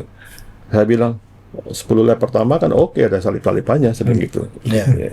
Jadi saya coba untuk melihat segi positif dari setiap apa itu ya. Karena saya kalau ditanya mengenai F1 sudah menjadi bagian yang paling penting dari hidup saya. Iya. Saya mencapai mimpi-mimpinya itu Iya. karena F1. Karena Karena apapun yang terjadi di F1 itu Anda bisa aplikasikan kepada bisnis Anda. Saya dulu karyawan Iya. dari IBM 5 tahun. IBM yang dulu bukan IBM masih ayo Iya. Oh, IBM apa? Kan ada dua. IBM atau cabangnya HP. Kan ada dua. 19 tahun Iya. dengan HP. Nah, ya kan? Oke, kalau Anda lihat sekarang nih ya, Iya. kenapa Mercedes bisa begitu dominan? Salah satu sponsor dari Mercedes itu HP juga, tapi HPE. High performance engine. Bukan. HPE itu HP Enterprise. Oh. Kalau logo yang ada di sponsorship-nya Ferrari, Ferrari. HP biru. Iya. Itu HP Consumer. Oh, ada beda kelas ya? Ya, kalau HPE itu yang jualannya adalah Untuk yang perusahaan. superkomputer. Oh, Sehingga proses dari informasi yang diperoleh dari setiap lab di 2026 itu akan diolah oleh HP HPE. Enterprise. Superkomputer. superkomputer. Nah, ada tim-tim yang lebih lemah, mereka meminjam fasilitas dari orang lain. Nah, kalau kita lihat sekarang ini gapnya terlalu besar ya antara tim Mercedes Dengan yang lain. itu ya. Satu, Mercedes itu menang segalanya. Baterainya aja itu the best. Baterai yang digunakan di Mercedes itu saya nggak usah sebut nama manufacturer-nya ya, tapi perusahaannya itu di Massachusetts, di Boston, Amerika. Mereka sudah pengalaman supply Mercedes Formula E, kemudian sekarang supply Mercedes road car. Keunggulan dari baterai mereka adalah lebih ringan dan waktu untuk chargingnya lebih pendek. Ya sekarang ini kan serba recharging and deployment kan ya gitu. Nah, kosongin isi itu repeatable apa tiap lap diulangin tuh ya. Mercedes baterainya untuk di track lurusnya deploymentnya lebih panjang umurnya daripada yang tim lain. Itu yang kuncinya balapan sekarang di situ ya, baterainya ya. Menangin di track lurus ya. Belum lagi isu soal compression ratio yang kita nggak perlu bahas karena Asrul sudah menerangkan bahwa ini legal gitu loh. Jadi itu satu. Ferrari punya supplier baterai sendiri, kemudian Red Bull punya supplier baterai sendiri. Yang kalau lihat dari speknya perusahaannya itu jauh kalah dengan Mercedes. Tapi apakah Red Bull ataukah Ferrari bisa menyusul? Saya yakin sebelum race ke 12 seimbang. Ya, ini teman-teman kita updatein. Jadi Fred Vasseur itu sudah bilang bahwa Mei nanti itu bisa berubah karena ada yang namanya ADUO yang supplier power unit yang ketinggalan itu diperbolehkan untuk ngupdate. Kalau dia ketinggalan 2%, boleh ngupdate 1 update. Kalau ketinggalan lebih dari 4%, boleh 2 update. Kan waktu itu pertanyaan adalah, kan dibagi setelah per 6 lomba, karena 24. Nah, karena Saudi Arabia sama Bahrain ini dibatalin, apakah itu digeser? Ternyata enggak. Jadi keputusannya F1 tetap habis Miami nanti boleh update. Jadi merugikan Mercedes dong? Kehilangan 2 balapan. Sebenarnya dia dominan. Makanya mungkin dia harus dominan di awal untuk jadi celengan kan mungkin. Harusnya, tapi kan kehilangan karena perang ini kan. Jadi nanti setelah jadi di Kanada nanti mungkin petanya bisa berubah lagi. Tapi kita belum tahu kan perubahannya apa kayak gitu.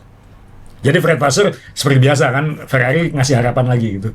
Kabar baiknya adalah menurut analisa saya gitu ya, belum tentu benar. McLaren akan bisa mengejar. Bisa ngejar. Melebihi. Kenapa? Karena McLaren sudah mempelajari aturan pakai dari power unitnya dari Mercedes. Manualnya udah dikasih. Bukan sudah dikasih. Udah diakalin. Sudah diakalin. Ya. Itu ya. Ya. Ya kalau sebenarnya Om Bobby kan udah langsung berhubungan di garasi dan sebagainya. Asal bilang Aston Martin ini tim yang luar biasa aeronya.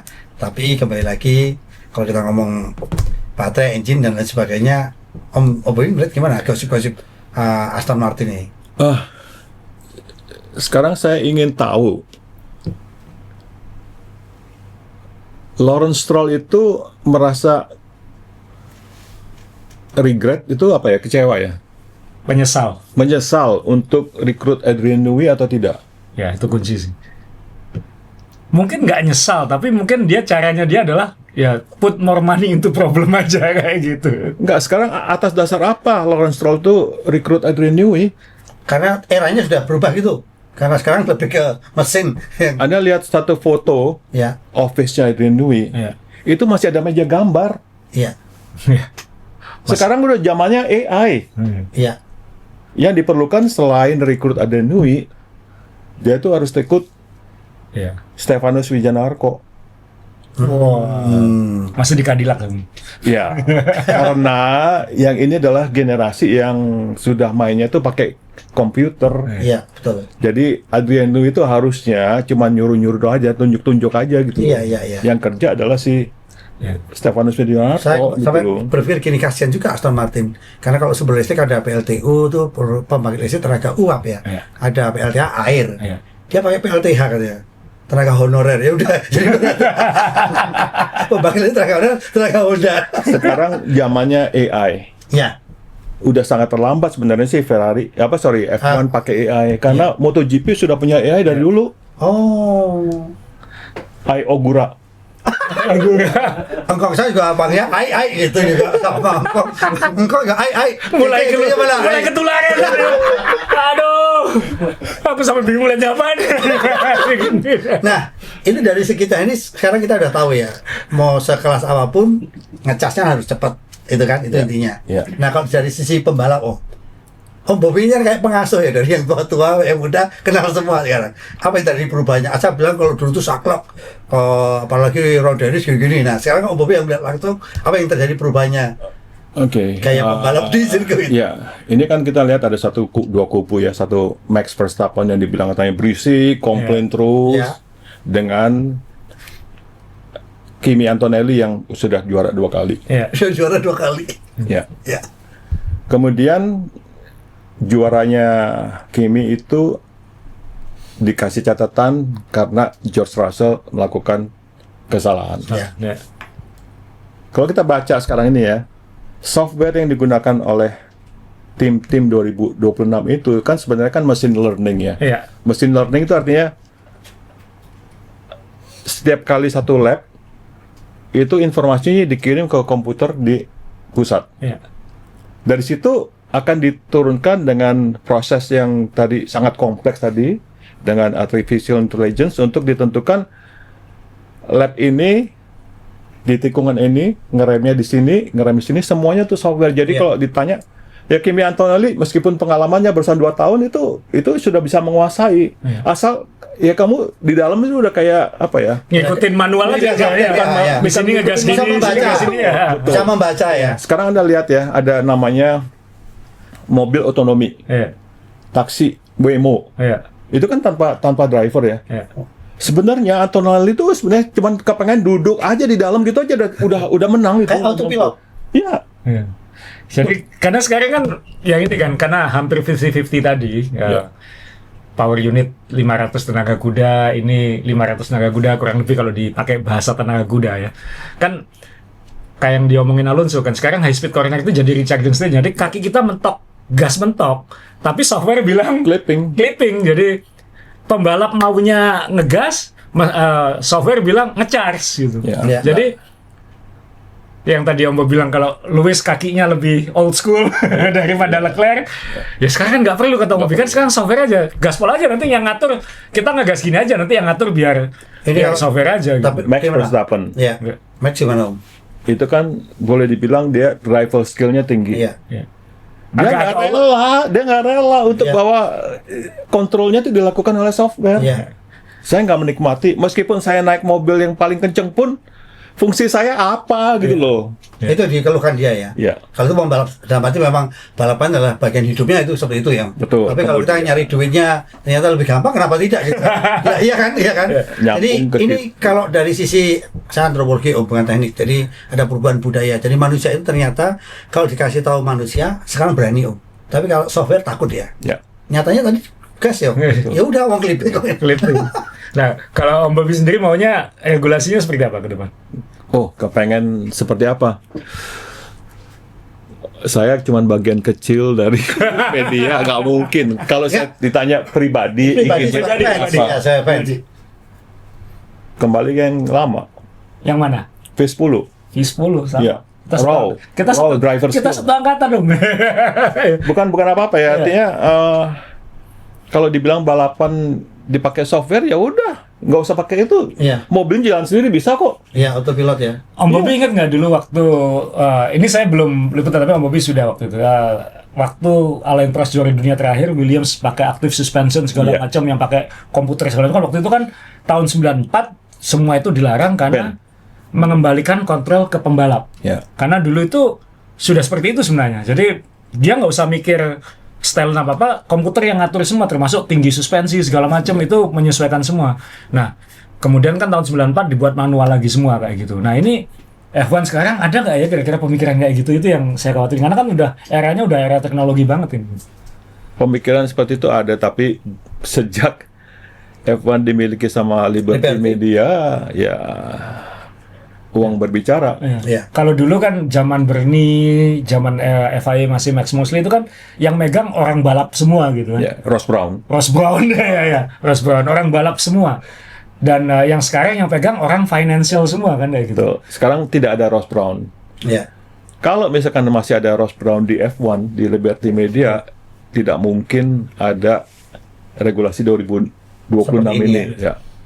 Kemarin saya ngirimin klipnya Peter Windsor ke Om Bobby. Om, ini pedes nih omongannya nih. Kan Peter Windsor dulu pernah manajernya Williams waktu juara dunia. Dia pernah gagal punya tim US F1. Tapi dia salah satu wartawan favorit saya sejak saya masih ngeliping majalah. Kayak gitu. Peter Windsor ini bilang, ini regulasi pertama dalam sejarah F1 yang dibuat bukan berdasarkan logika balap. Ini berdasarkan orang-orang finance sama orang-orang bisnis. Ini ya kayak gitu. Jadi ini sama manufacturer yang berdasarkan politik dan finance. Jadi bukan masukan oh ini supaya gampang menyalip, oh ini enggak, ini murni karena kan untuk memenuhi kebutuhannya Volkswagen waktu itu. Supaya mereka mau masuk ke F1 gitu. Nah, ini soul searching lagi nih F1. Kan tanggal 9 besok ya, ini tanggal 6 podcast ini tanggal 6, 3 hari lagi tanggal 9 ada meeting besar F1 dan itu akan membahas ini maunya gimana. Karena regulasi ini 5 tahun loh, sampai 2031 loh. Aku nggak bisa bayangin debat ini kan nggak sehat buat F1 pasti kan itu. Apalagi katanya rating di beberapa negara sudah mulai kerasa turun. Kalau ada yang argumen, tapi kan yang nonton masih banyak. Iya, beli tiketnya dari tahun lalu. Jadi Jepang kemarin rame ya karena beli tiketnya udah lama kayak gitu. Nah, efeknya kan mungkin tahun depan, bukan sekarang. Yang beli tiket tahun depan atau yang mungkin akhir musim ini kayak gitu. Itu yang kan tidak mungkin yang kemarin beli tiket di Australia kan nggak tahu bakal seperti itu. Saya datang ke Australia nggak tahu bakal seperti itu. Saya nggak yakin F1 juga tahu bakal seperti itu. Itu yang menyedihkan itu. Ini menurut Anda nanti meetingnya seperti apa itu nanti? Meetingnya, atau mungkin ada orang di pedok yang sudah cerita atau apa? Betul halus. Saya kira akan gradual ya, artinya tahap demi tahap ya. Jadi kita harus memanage ekspektasi kita. Kalau mengharapkan driver skill menjadi dominan itu sulit. Sudah terlanjur begini regulasi. Sudah terlanjur dan merubah tatanan baik itu desain mesin ataupun baterai itu pada waktu sekitar 2 atau 3 tahun. Jadi itu kan bertahap. Pertama kali soal safety harus dijawab dulu itu ya. Kemudian soal closing speed, perbedaan disparity antara charging dengan menyalip gitu. Jadi itu akan jadi salah satu dari pembahasan. Ini serba kompleks juga ya. Sekarang kan misalkan 250 kW menjadi 350 supaya lurusnya jangan clipping gitu loh. Tapi kalau udah kepake gitu, terus kemudian ngecharge-nya lagi kan perlu waktu lebih lama untuk baterai lebih gede. Gitu loh. Jadi ini antara cari titik temu antara chargingnya dipercepat gitu ya. Terus kemudian juga katanya akan ada software yang bisa untuk melanggengkan umur dari baterai itu supaya pada waktu lurusnya itu tidak langsung drop, tapi lurusnya pun sudah mulai nge-charge gitu loh, sudah diisi gitu. Tapi kalau lihat secara keseluruhannya pasti akan lap time-nya akan jauh berkurang. Ya itu yang ditakutkan F1, takutnya ini kalau kita mengurangi peran baterai, lap time-nya anjlok. Dan itu bisa lebih pelan daripada kemarin Super Formula misalnya di Jepang.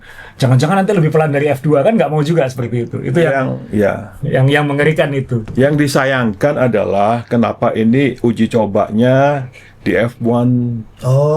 Kenapa nggak dipakainya di F2 dulu gitu loh. Nah, ini ya. Tadi saya mau bertanya gini Om, dengan semacam ini strukturnya F2, F3 itu rugi atau enggak selama ini sebagai pembibitan? Tadi saya mau pengennya kan pengaruh enggak gitu loh. Ini gambling risiko ini besar sekali nih. Antara kehilangan fans gitu ya. Tapi kalau mereka kehilangan fans selama duitnya masuk nggak akan itu. Tapi yang sangat disayangkan adalah kenapa ini coba-cobanya itu regulasi kok buat main-main. Harusnya mungkin di balapan-balapan yang kayak misalkan WC atau apa gitu yang atau F2 lah yang lebih dekat. Tapi pemiliknya F2 dengan F1 beda. Masuk akal ya. Kenapa nggak dicobakan di situ, betul? Om Bobi, ini kita langsung ke teman-teman. Ini ada yang langsung tidak perlu saya baca karena pertanyaannya sudah dijawab tadi di sepanjang podcast. Ini dari Awaliyah Fitriana. Kapan pertama kali terjun ke dunia F1 dan bagaimana kesan pertamanya? Tadi sudah diceritakan. Jadi hadiah pertama untuk Awaliyah Fitriana. Kita kasih yang mana? Kaos Cadillac ya? Kaos Cadillac. Kaos Cadillac. Ya. Oke. Nah ini ya. Nah ini pertanyaan harus saya bacakan Bob karena ini terkait sama di Indonesia juga ini. Halo Om Bobi, ini dari Rivanza Gea. Halo Om Bobi, mau bertanya perihal penggemar baru F1 di Indonesia. Pertanyaannya, sebagai jurnalis F1 kawakan, bagaimana Om Bobi melihat pergeseran atau lonjakan fanbase F1 di tanah air belakangan ini, terutama sejak boomingnya serial Drive to Survive? Jadi ngelihat fandom di Indonesia lah. Kayak zaman kita dulu kan manusia langka kita ini. Saya sayangnya nggak punya informasi mengenai struktur ataupun demografi dari penggemar F1 sekarang ini ya. Yeah. Artinya berapa persen yang usianya sekian, berapa persen sekarang. Kalau global ada range sih. Memang yang 18 ke 35 itu memang melonjak banget. Dan 40% female. Oke, sekarang taruhlah posisi Anda sebagai CEO-nya F1, Stefano Domenicali. Ini ada satu grup orang yang sudah usianya lanjut, akan hilang, teralienasi istilah Anda kan? Dengan munculnya sekarang penggemar yang baru ini, Anda lakukan apa? Satu, kita pasti harus mikirin ke depan, karena uangnya ke depan kan. Kan kita harus mikir ke depan, ini future fans yang harus memang kita cari selama ini. Yang karena bisa spending lebih banyak siapa? Saat ini masih yang lebih tua. Karena kan ini logikanya Bernie Ecclestone. Penggemar F1 itu yang beli Rolex. Sedangkan anak muda itu belum punya uang untuk marketnya F1 ini. Tapi ini kan bergeser. Itu kelihatan dari merchandising Om. Kalau dulu kan memang merchandise F1 itu sangat eksklusif. Sekarang sudah digeser ke kita nggak harus beli yang merek-merek Tommy Hilfiger atau Puma atau Adidas, karena sekarang F1 juga ngasih license ke H&M, ke brand-brand yang budget juga. Jadi dia sudah transisi ke sana sebenarnya untuk menjawab pertanyaannya Bernie Ecclestone itu. Tapi yang saya khawatirin sebenarnya bukan gini, kita harus follow the money. Follow the money dalam artian ya ke depan, fans ke depan ini yang harus kita jaga gitu. Tapi yang pengalaman saya dari pandemi, semua yang terkait dengan pandemi itu adalah belum tentu semuanya sustainable. Belum tentu semuanya itu akan long term. Banyak hal yang booming saat pandemi itu sekarang hilang. Kalau yang paling dekat dengan saya, hobi sepeda. Gila boomingnya. 80% hilang sekarang. Semua yang terkait dengan tayangan-tayangan streaming. Saat pandemi, semua invest ke streaming. Disney, segala macam.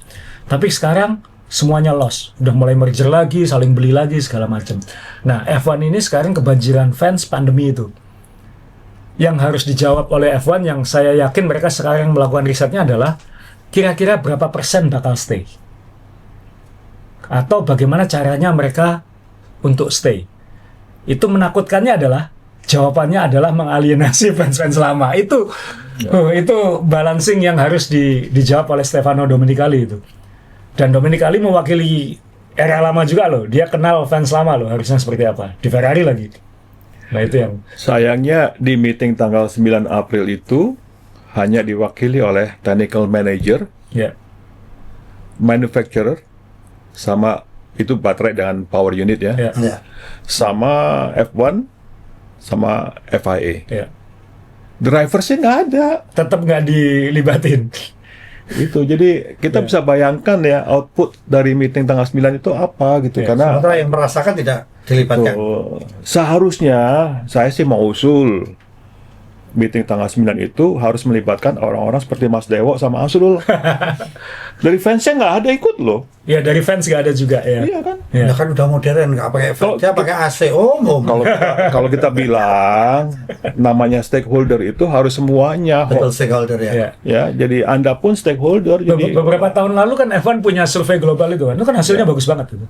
Cuman kok di regulasi ini malah nggak terwakili, itu aja sih yang driver saja nggak terwakili. Driver aja nggak terwakili. Iya. Nah ini kalau kita ngomong global, ini pertanyaannya kan relevan ke Indonesia ini, yang belum tentu sumber informasinya itu mateng. Yang mohon maaf ini kadang-kadang yang menyampaikan pun kalau di zaman kita aja ada wartawan yang malas, ya kan? apalagi zaman sekarang yang nggak perlu kerja, yang hanya cukup baca online, yang belum tentu benar, yang modalnya mungkin hanya ngikutin sosmed, yang belum tentu valid segala macam. Nah ini kan yang harus lebih milih. Itu netizen atau wartawan? Sekarang kan garis tipis sudah. Mana itu netizen, mana itu media. Semua orang adalah media. Itu yang agak mengerikan.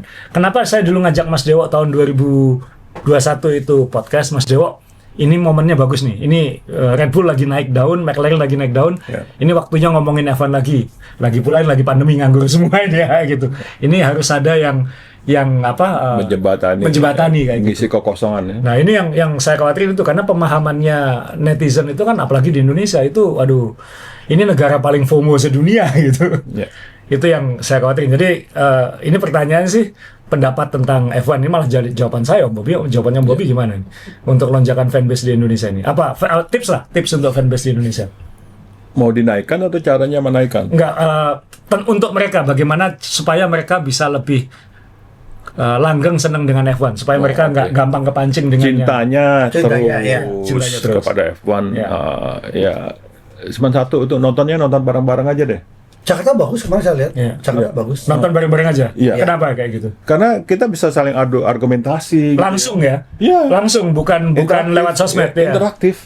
Maaf, saya nonton F1 itu tahun 19 saya sudah bikin nonton bareng ya di Surabaya. Dan itu pernah memang saya siapkan satu screen kosong untuk saling kirim SMS dulu, masih pakai SMS. Zaman itu. Iya, ingat kan? Jadi dari Ferrari, dari McLaren udah di situ lucu-lucuan, memang adu argumennya di screen itu, Om. Betul, dan harus ada yang saling adu argumentasi ya. Kalau misalkan satu arah semuanya nggak seru gitu, jadi Anda nggak bisa tumbuh. Iya, walaupun saya kemarin juga dengerin satu pembalap Indonesia yang cerita bahwa balapan itu aman. Saya kaget, kok aman ya? Ya kan satu arah katanya. Beda kalau kamu nyetir mobil dari kanan, kiri, belakang, bisa, masuk akal Rifat Sungkar ini, masuk akal gitu kan.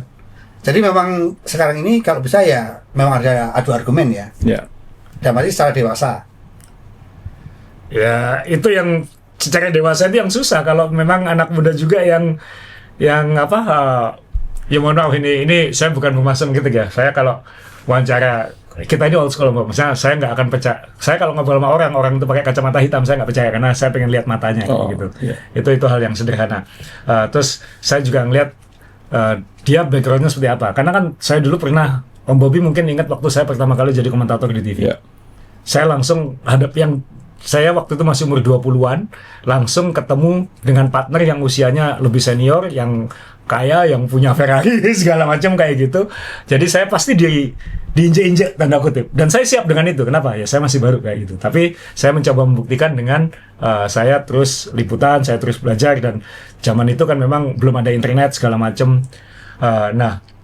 Aku sampai ngomongin apa ini tadi? Ya, maksudnya intinya kita sorry, aku sampai ngeblank. Iya, maksudnya kita harus menikmati debat itu karena saya lihat ya, maaf ya ini, Bobby ini ternyata penikmat tulisan yang ada di komennya Main Balap.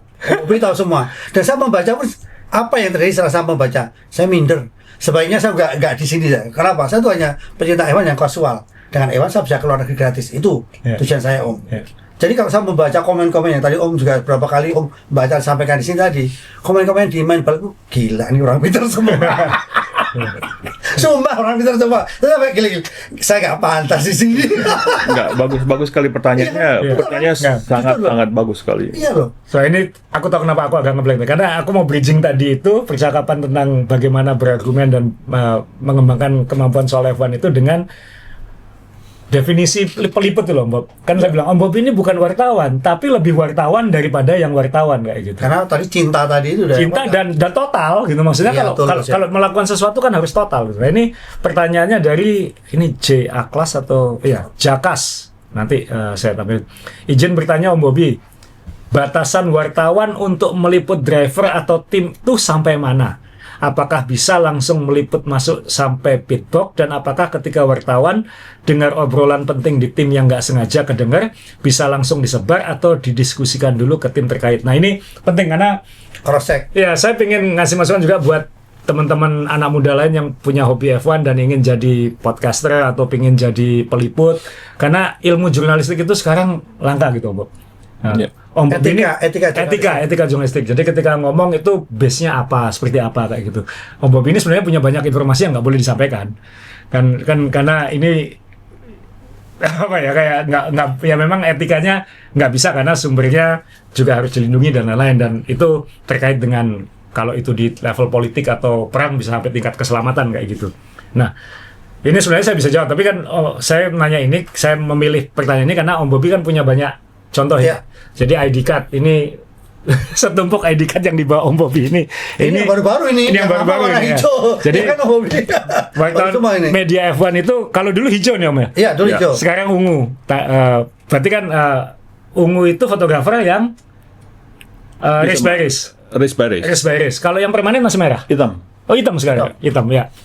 Nah, jadi teman-teman akan dapat akses seperti ini. Nah, saya pengen nunjukin punya Om Bobi itu aksesnya ada yang beda. Nah, teman-teman tolong masuk. Ada yang grid. Ya, ada yang grid. Ya, itu mahal sekali itu. Dibedain lagi. Jadi kalau Om Bobi dapat akses grid, ditambahi lagi seperti ini. Jadi ininya sama, tapi ditambahin seperti ini. Kemudian ini fotonya tahun berapa nih? Karena punya saya tahun 2000 sampai 2017 nggak diganti sama FIA. Jadi ada fotonya pasti ditapin, fotonya keluar, jadi nggak bisa bohong kecuali Mas Dewo. Mas Dewo pernah masuk pakai fotonya Om Tintong soalnya. Nah, ini ada akses seperti ini. Nah, ini beda-beda. Nah, Om Bobi juga bedain dong, yang fotografer yang boleh ke pit lane sama yang ke grid itu apa aja bedanya kayak? Bedanya? Ya, kan nggak semua boleh ke pit lane kan kayak gitu. Oh ya, pit lane itu adalah didefinisikan sebagai area yang sangat berbahaya. Sangat steril ya. Karena speed dari pit lane itu mobilnya mencapai ada yang 80 km per jam, ada yang 50 km. Yeah. Kemudian kita harus mengikuti berada di jalur yang sudah ditentukan. Udah dikasihin, kalau udah kasih garis merah gitu kita nggak boleh ngelewat situ. Jadi satu, untuk apply sebagai fotografer biasa dan untuk apply masuk ke pit lane itu pun kita mesti ngantri. Setiap kali saya datang ke sirkuit, Anda mau apply pit lane di mana? Free practice 1, free practice 3, itu atau 3 gitu ya. Digilir ya, gantian. Digilir, ya. Karena jumlahnya itu dibatasi 50 kalau nggak salah pada waktu satu session itu. Masuk ke kualifikasi kita udah nggak bisa masuk ke pit lane siapapun juga kecuali TV.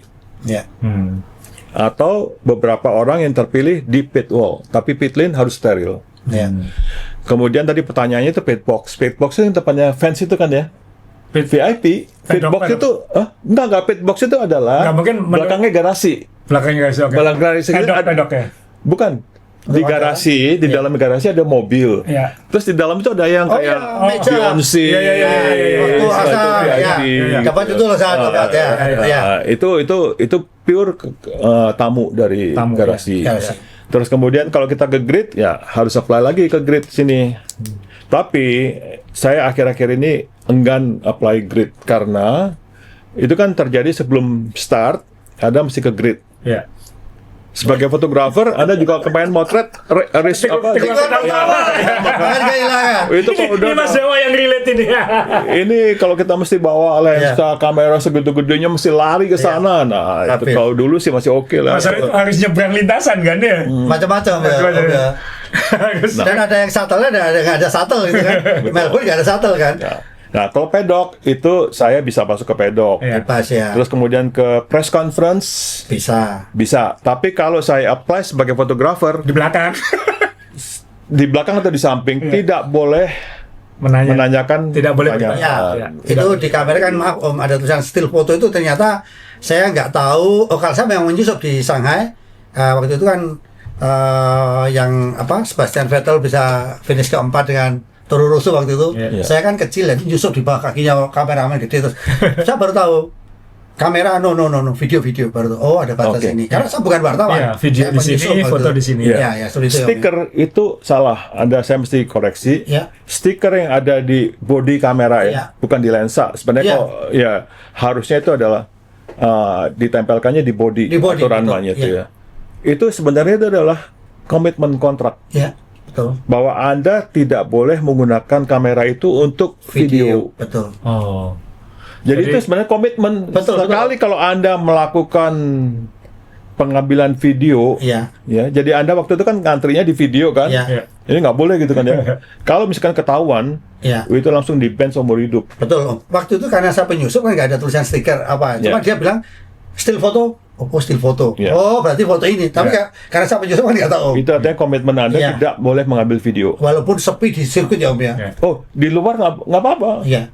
Iya, di luar Di track, maksudnya waktu bukan di luar track boleh. Oh iya. Tapi kalau di kawasan Di media, kawasan itu tidak boleh. Benar-benar. Itu komitmen pribadi. Ya. Jadi Kontrak Anda dengan FIA, kontrak itu Risikonya nanti akan di. Iya. Nah, terus kalau yang soal obrolan penting segala macam itu di ilmu jurnalistik itu ada begini teman-teman. Kalau misalnya saya nanya Om Bobby, kemudian Om Bobby mau cerita, tapi jangan dipublikasikan. Om Bobby cukup bilang off the record. off the record. Jadi kalau orang yang kita wawancara bilang, I will tell you, but this is off the record, Anda nggak boleh nulis. Jadi Anda cuma bisa dengerin doang. Itu gentleman agreement juga ya Om. Ya, itu Dalam arti etika, itu hukum jurnalistik ya. Etika. Dan itu berlaku di seluruh dunia. Jadi Tapi Om Bobby tahu dong gosip-gosip yang sebenarnya ini. Oh, aduh, banyak sekali. itu jadi nggak bisa kayak lambe turah kayak gitu kan, maksudnya kan Ya, kalau misalnya ada etikanya kayak ya. gitu. Jadi kalau Ya boleh, tapi besok lagi ya boleh liputan ya Om. Enggak gini, saya kan dari liputan dari tahun 99 itu kan punya teman yang sudah meliput sejak 99 ya. Mereka sudah, kalau saya kan 125 Grand Prix ya, mereka Ya. udah 600 gitu ya. Oh, Kemudian kita sudah saling kenal baik. ya. Nah, ngobrol warung kopi dong. Ya. Gitu kan. Itu baru kopinya berkelas tapi Ya. gitu ya. Si ini gimana nih begitu? Oh ya, 1, 2, 3, 4 dia keluar. Ya. Ceritanya tuh. Tapi dia tahu siapa saya. Iya. Bisa percaya gitu. Percaya. Iya. Dia ngomong dari A sampai Z. Oh, si ini nih kemarin kejadian di-expose. Sebenarnya kenapa kok semua dia yang sendiri di-expose? Kasus seperti sama ini terjadi juga di tim yang lain. Oh. Cuman kok dia yang dianuin. Ini ada udang di balik rempeyek gitu kan. Jadi memang politik di Formula One itu Sangat. Terus kemudian ada beberapa informasi, misalkan kayak sekarang ini tadi kan dibilang demografi mengenai bagaimana nih kalau misalkan si F1 kehilangan fans-fans yang sudah lama gitu kan, yang baru sustainable seperti apa. Ya. Itu mereka, saya duga gitu ya, sudah melakukan suatu simulasi gitu loh, bahwa kehilangan fans lama itu akan tertutupi dengan fans baru. Itu ada teman juga yang ngomong bahwa oh mereka sudah lakukan 1, 2, 3, 4 ini. jadi, Hasilnya apa itu mereka sudah tahu gitu loh. Oh. Cuman saya nggak boleh Ya, ya. expose. jadi ini kayak memang ini hukum duit bener ya Om. Ini bisnis. Ini bisnis. Hukum duit bener ini jadi. UUD. Ya. Ya Om, tapi kan belum kejawab tadi. Om Bobby ini kan pengasuh dari pembalap lama sekelas Alonso, yang tua-tua itu Perez, Bottas, sampai sekarang muncul Kimi Antonelli. Iya. Ya kalau di situ yang membedakan apa sih Om? Cara ngadepin wartawan, cara apa? Ada perubahan nggak? Oh mereka sih profesional. Sekelas Kimi Antonelli jawabannya tuh udah luar biasa bagus sekali. Tapi kalau kayak itu sudah beda ya dengan yang tahun 79 yang Oh masih itu bawa- tergantung dari berapa uang yang mereka sudah terima ya. yang maksudnya masih zaman Om masih pembalap masih ngerokok nggak tuh? Masih minum Oh nggak tuh? enggak. Yang tuh sudah nggak ada ya? Nggak ada. Jimsan Sekarang juga gini ada ya. ya, Jimsan. Contoh kayak Max Verstappen gitu ya. Income-nya berapa sih gitu ya. Tapi jam tangannya cuma satu. Yang disponsor itu aja gitu loh. Iya. Beda dengan pembalap lain yang gayanya lebih glamor atau Iya. apa gitu. Jadi kalau Antonelli itu masih pure. Masih anak-anak bilang ya. gitu kan. Hamilton, Om Bobby kan tahu persis perhona ya. Oh iya, Hamilton. Tadi ada fotonya tadi yang itu tadi. Teman-teman saya mau nunjukin foto ini. Iya. Karena ini saya tadi ketawa sama Bobby. Karena ini foto yang foto saya. Nah, ini Hamilton Ini tahun 2007 Nah. balapan pertamanya Lewis. Teman-teman ingat di episode dulu ada foto saya dengan Lewis di tempat ini? Ya karena kita gantian fotonya. Iya. Ya, Hamilton itu saya sebenarnya punya hubungan yang tidak lazim ya. Dalam arti kata kutip yang baik. Tahun 2007, Ya. saya terbang naik salah satu airline dari Melbourne ke Singapura. Iya. Business class. Di dalam itu ada Lewis Hamilton, Nico Rosberg, sama Adrian Sutil. Saya berkesempatan ngobrol offline dengan Lewis Hamilton sekitar 20-25 menit. Tapi kita tahu semua bahwa, ataupun dia tahu dan saya tahu juga bahwa apa yang diobrolin itu ya karena di luar race ya saya nggak boleh tulis. Iya. Itu etikanya itu. Jadi ya itu teman-teman etika jurnalistiknya seperti itu. Jadi ya memang susah kalau misalnya tanyain gosip ya obrolannya di obrolan warung kopi yang nggak ada, belum tentu ada endingnya gitu, karena sumbernya belum tentu benar, terus tujuannya apa, itu kan susahnya di situ. Sumbernya sudah 99,9% benar. Sumbernya apa? Ya, sumber yang diobrolin itu 99,9% benar. Tapi Cuman karena itu pribadi tidak mewakili satu ya seperti institusi. dulu kan kalau kita di Sepang dulu, Ewan Mania Surabaya kan selalu nungguin Asa dari sirkuit ada gosip apa ya. Ada gosip tahun 2000 yang baru muncul 2025 kemarin. Oh, 25 tahun tersimpan. Dulu kan nggak ada internet, nggak kayak sekarang. Dulu F1 dulu nggak aktif di media sosial lagi, nggak kayak sekarang kayak gitu. Oke, ini satu hal yang saya pikir penting ya dari pertanyaan dari main balap itu. Kalau mungkin kita masih punya waktu, Aman, mau 3 jam boleh kok. British bias. Oke. Oh, ini tadi ada pertanyaan juga ini. Ini aku bacain dulu. Saya kira ini sangat penting dan pertanyaan Anda sangat baik sekali. Ini dari Jalu Mulia. Nah, ini berarti ada 4 yang dapat hadiah ini. Jalu Mulia ya. Soal British bias ya. Definisi British bias itu apa sih?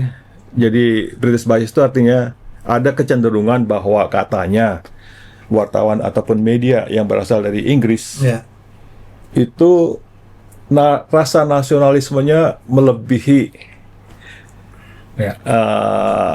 sifat mereka sebagai jurnalis. Yang harus adil, yang harus netral gitu ya. Netral. Kemudian ada beberapa orang yang quote unquote tidak setuju, gitu. Sehingga ada seseorang yang kasus terakhir ini ada 2 ya. Saya sebut nama karena ini sudah jadi domain publik. Giles Michael atau siapa namanya itu yang wartawannya Guardian. Yang kasus sama Max kemarin. Bukan. Oh iya, sama Max, betul, sama Max. Ya. Max bilang, lihat waktu mau press conference, you out. Itu sebenarnya ada satu cerita dari tahun lalu yang si jurnalis Guardian ini menanyakan, Anda nyesel nggak sih sebenarnya nabrak George Russell waktu di Barcelona? Ya.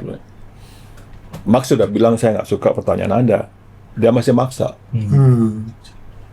Sehingga dia jawab no comment. Kenapa sih Anda cuma nanyanya cuma yang itu doang? Gitu loh. Saya kan 23 race yang lainnya kan hasilnya baik, tanyakan yang itu. Kenapa kok Anda nanya? Udah ditanya terus kemudian pusing otot. Ya udah, no comment. Pada waktu kemarin di mana tuh, Shanghai atau di mana, you out.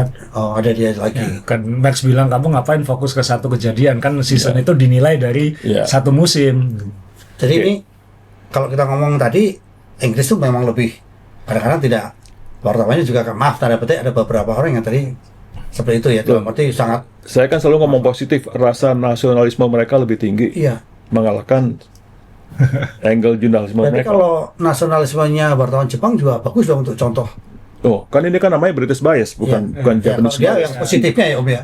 Ya positifnya kan Jepang ini ya. Apesnya British bias itu adalah mereka bahasa Inggris. Jadi kita ngerti.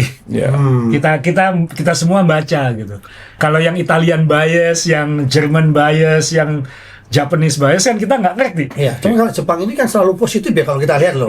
Tiap kultur kalau itu sih. Iya. Itu membedakan. Tim sekecil apapun wartawan, waduh, luar biasa gitu. Ini positifnya ya. Terakhir kejadian yang Martin Brundle lagi ya. Tentang Max Verstappen juga gitu loh. Kita bisa bayangkan nanti apa yang terjadi setelah pertanyaan ini gitu. Ataupun pertanyaan statementnya dari Martin Brundle gini. Kamu itu komplain terus. Kalau nggak suka ya udah keluar aja lah. Kamu itu membuat satu situasi di mana F1 itu rusak gara-gara statement kamu gitu loh. Max belum ada jawaban resmi. Kalau saya sih nggak usah ditimpalin, biarin aja. Nah, tapi bisa bayangin nggak sekarang nih? Nextnya Martin Brundle akan tanya lagi nggak kepada Max Verstappen? Dan itu media-media Inggris yang kan kayak Guardian itu kan memang di Inggris itu ada kayak budaya kuningnya loh, masuk media kuning. Oh, media kuning ya, tahu-tahu ya. Jadi koran kuning. Betul, jadi bombastisnya itu ada kayak gitu. Jadi mungkin judulnya lebih hebat daripada isinya gitu. Jadi ketika media Inggris yang meliput di F1 itu dari media yang punya elemen kuning, ya kadang-kadang memang kebocoran itu. Dan apesnya adalah karena mereka bahasa Inggris, kita baca. Kadang-kadang kan yang bahasa Spanyol zaman Alonso ngetop, bahasa Jerman saat Schumi atau saat Vettel ngetop kan sebenarnya mungkin ada juga kayak gitu. Cuman karena secara global nggak kebaca, jadi mungkin nggak seperti British bias kayak gitu. Nah, di luar hampir semua tim itu base-nya di Inggris. Gitu. Nah, bagaimana dengan sekarang antara Russell dan Kimi Antonelli ini kan harapannya wartawan Inggris kan juga harusnya Russell yang sementara Russell kan tanda petik kemarin 2 balapan. Ini pembalap Inggris, pembalap Itali, tim Jerman. Kemarin ada diskusi sama Azrul nih. Gimana gitu? Kimi sama Russell. Nah ini diomongin aja Om. Siapa ini mesti dimenangin ini kan? Saya pakai topinya Toto atau topinya siapa gitu? Kalau saya pakai topinya Mas Toto gitu ya. Jangan bilang Toto, nanti saya diklaim.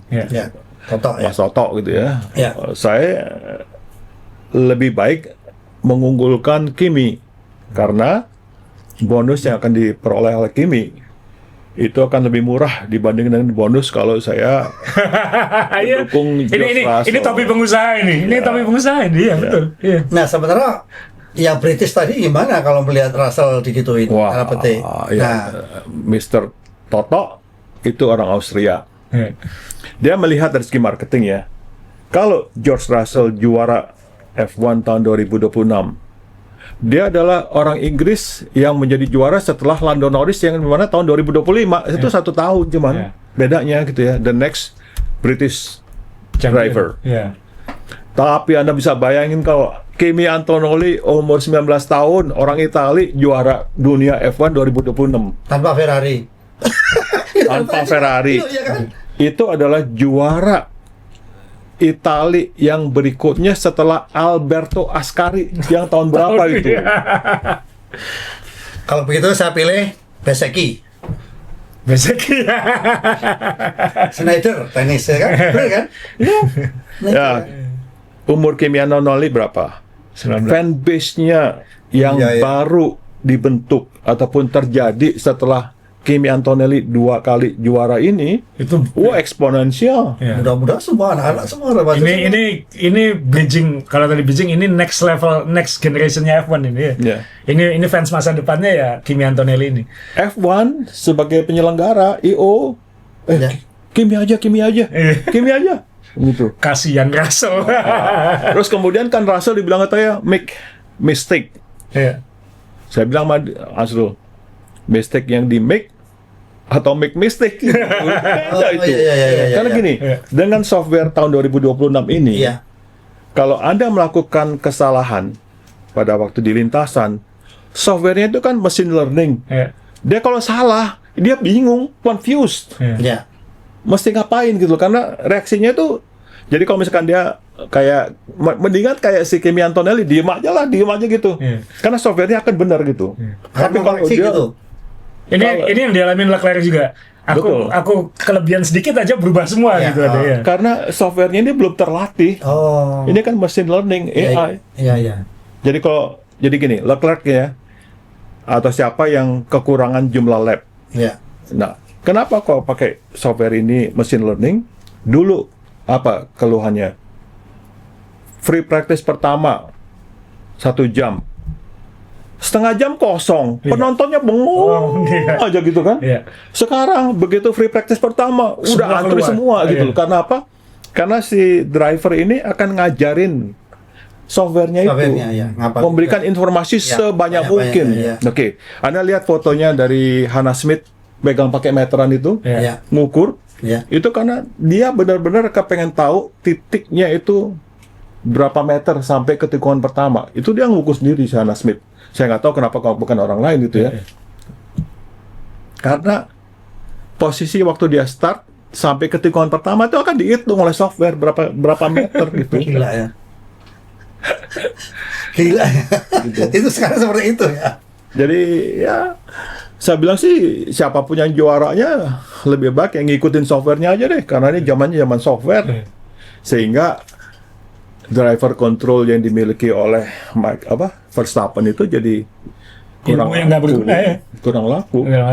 Jadi kalau satu sisi Max ngomel-ngomel atau yang tua-tua sekarang juga ngomel-ngomel ya karena memang dulu skill dia belajar dari skill ya. Sekarang ini karena software juga harus belajar. Ya, kalau dulu kan pembalap yang harus belajar kayak misalnya cara Michael Schumacher ngambil tikungan dengan cara Barrichello pasti beda. Terus kemudian kalau ternyata Barrichello lebih cepat, Michael akan melihat gerakan kaki gasnya Barrichello itu dia ngapain di sini. Nah, aku yang akan menyesuaikan. Kalau sekarang kan mungkin bisa disesuaikan pakai software kayak gitu. Dia tetap ngegas tapi mesinnya clipping kayak gitu misalnya kan. Kalau dulu kan ya kalau Anda lihat rekaman kakinya Ayrton Senna naik mobil Acura di Suzuka itu kan kayak menari-nari kan mereka. Ya, sekarang nggak perlu menari, giniin aja udah. Software yang mikir. Si orang-orang penyelenggara ini kan bilang, Anda komplain, saya kasih solusi. Sekarang jangan komplain dong. Komplain dulu apa? Kok kurang katanya salip-salipannya. Yeah. Sekarang saya kasih lebih salipannya. Ngomel lagi. Tapi kan itu artificial. Tapi kan Anda waktu minta kan nggak ngomong dong artificial atau enggak gitu kan? Kurang lengkap ya waktu itu ya. Deskripsinya kurang lengkap. Jinnya bingung jinnya. Ditanya spesifik gini. Terus kemudian dulu setengah jam pertama nggak ada yang keluar. Saya kasih solusi sekarang. Begitu keluar langsung Teman-teman kalau maaf ya, teman-teman kalau ikuti tahun 2000 itu nunggu lama yang keluar tim ecek-ecek dulu, maaf ya, tim kecil dulu keluar, suruh nyapuin debu-debu dulu. Iya kan? Karena mereka terikat dengan sponsorship logo supaya terekspos. Karena kalau ada yang gede keluar, nggak diekspos. Nah, sekarang, aduh, ya ini memang Om Bobby ngirimin saya WA capture-nya Om Arif ya, Arif Kurniawan. Titik nadir kan? Ada titik nadir. Titik nadir. Jadi ini memang titik. Saya nggak tahu ini titik nadir atau tidak, tapi F1 benar-benar di crossroad kalau saya bilang. Ini izin Om Bobby, ini kita mulai agak winding down ya, agak mau closing. Jadi ini sudah titik di persimpangan ya tadi, mikirin fans lama dengan fans baru. Regulasinya sudah seperti ini, ke depan seperti apa, ini dia sudah di persimpangan yang benar-benar harus tegas ini mau kemana ini. Tapi kalau dibilang titik nadir, saya tetap berpikiran positif. Benar. Selanjutnya pasti naik ke atas kan? Iya. Di mana ada titik terendah, pasti. Ini orang main saham yang bilang kayak gini nih. Ini orang main saham yang kayak gini nih. Nggak pernah. Tapi nggak kolesterol. Kalau main saham tuh orangnya kolesterolnya tinggi, suka gorengan toh? Enggak. Karena kalau titik nadir, there's no way but up kan, gitu kan ya, pasti naik ya. Ya moga-moga ini kalau pakai analogi itu ya moga-moga titik nadir lah, supaya ya kan. Saya ini kan fans F1 yang sudah terlanjur sama seperti Bobby, bagian dari hidup saya yang semua ilmu saya kerja ini juga banyak belajar dari F1. Saya ngelola perusahaan olahraga, banyak inspirasinya juga dari F1. Kalau nanti saya sampai teralienasi oleh F1 kan conflicting soul juga ini kan kayak gitu. Jadi ya moga-moga saya nggak teralienasi lah. Semoga-moga F1 nemuin solusinya nggak gitu. Nggak, gini kalau Anda lihat ya. Sekarang kita lihat dari kacamata helikopter. Ya. Ada sebagian orang yang sudah jengah itu apa ya udah mulai ya? Ya, bosan dan mangkel ya. Mangkel kan, mangkel.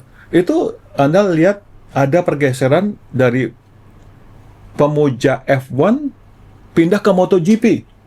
Iya. MotoGP itu masih ada ngeri-ngeri sedapnya gitu kan. Masih, Itu secara tidak sengaja mereka tuh pindah shifting dari F1 ke MotoGP. Termasuk mungkin Max di balapan GT itu kan. Betul. Sekarang kalau kita tanya siapa pemilik MotoGP?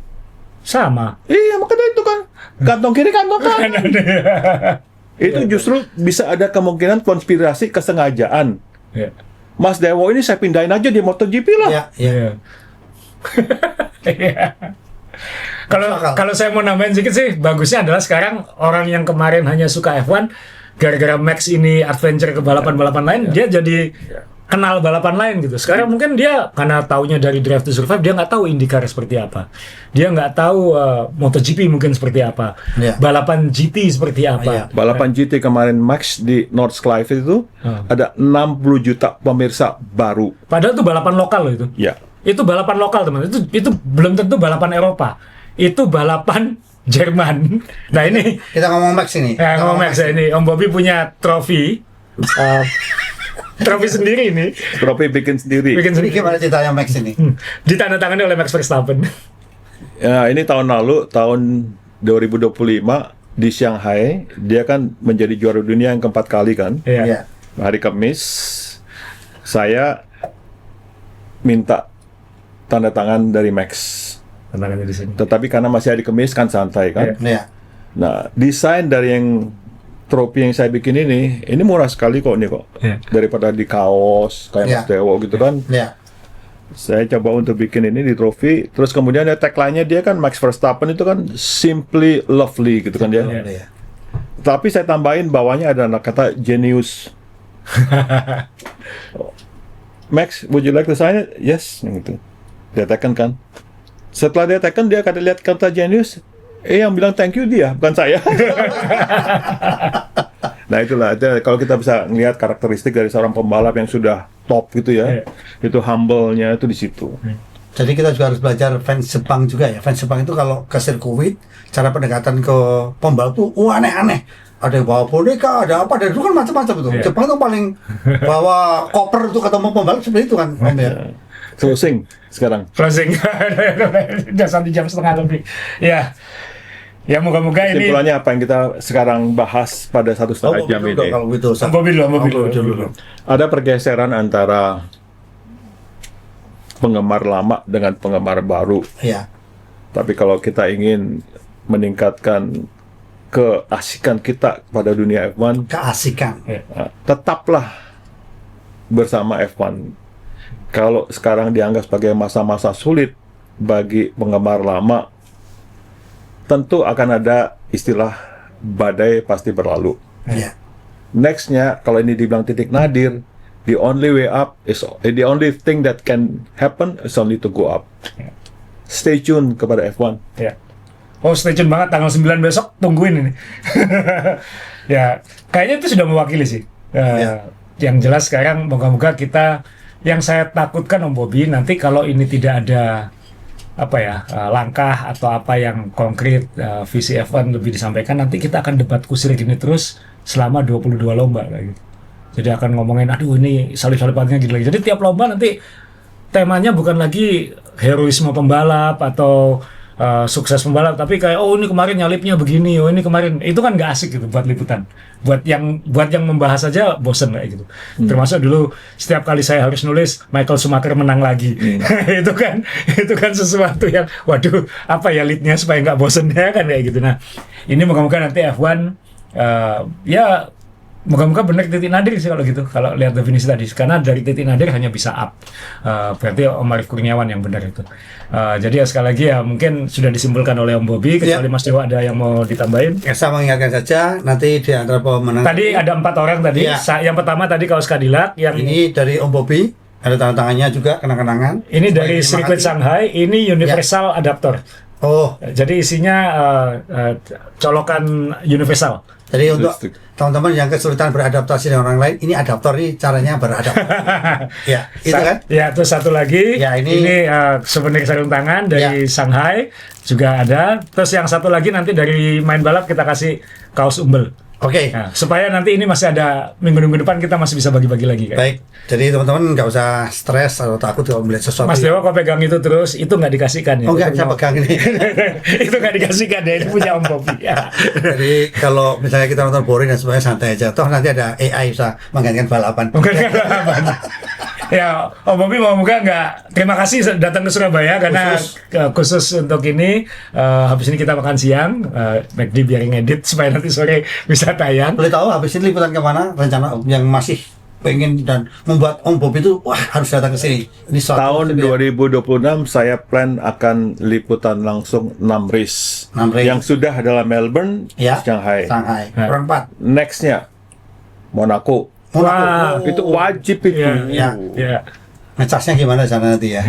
Lihat Terus kemudian Singapura ya. Insya Allah ketemu nanti kita.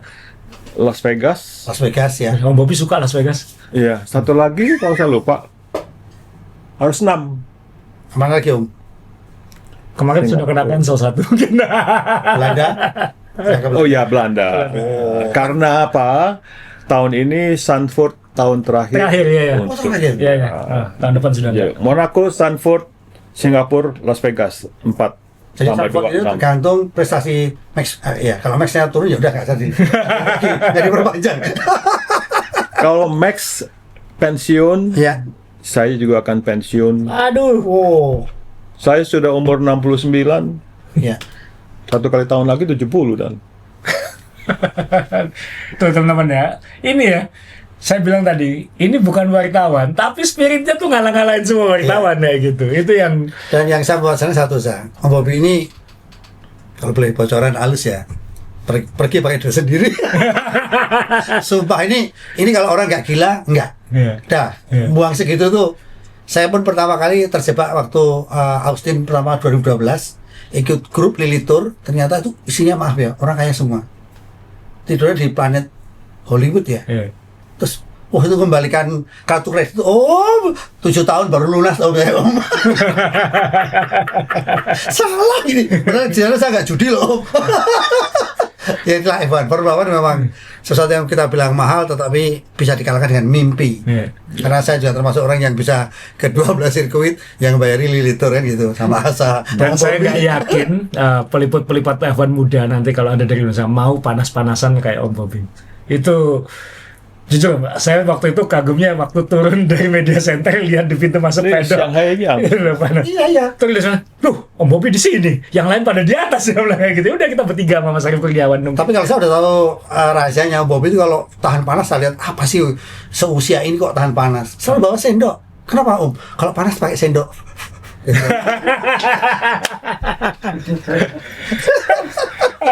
Aduh. Oke teman-teman, terima kasih sekali lagi, terima kasih Om Bobby udah bawa cerita, bawa pengalaman dan sharing sama teman-teman. Kita tunggu tanggal 9 April pertemuan krusial F1 dan kita cari cara nanti untuk ngisi supaya minggu-minggu ke depan ini kita tetap bisa ngomongin F1 ya. Balapannya baru Mei nanti kayak gitu. Oke, makasih Om Bobby. Terima kasih. Terima kasih Om Bobby, terima kasih Stay Asa. tune F1.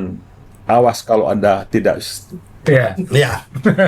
Jangan sampai penggemar pandemi itu banyak yang hilang kayak gitu kan ya. Iya. Oke. Thank you. Terima kasih teman-teman.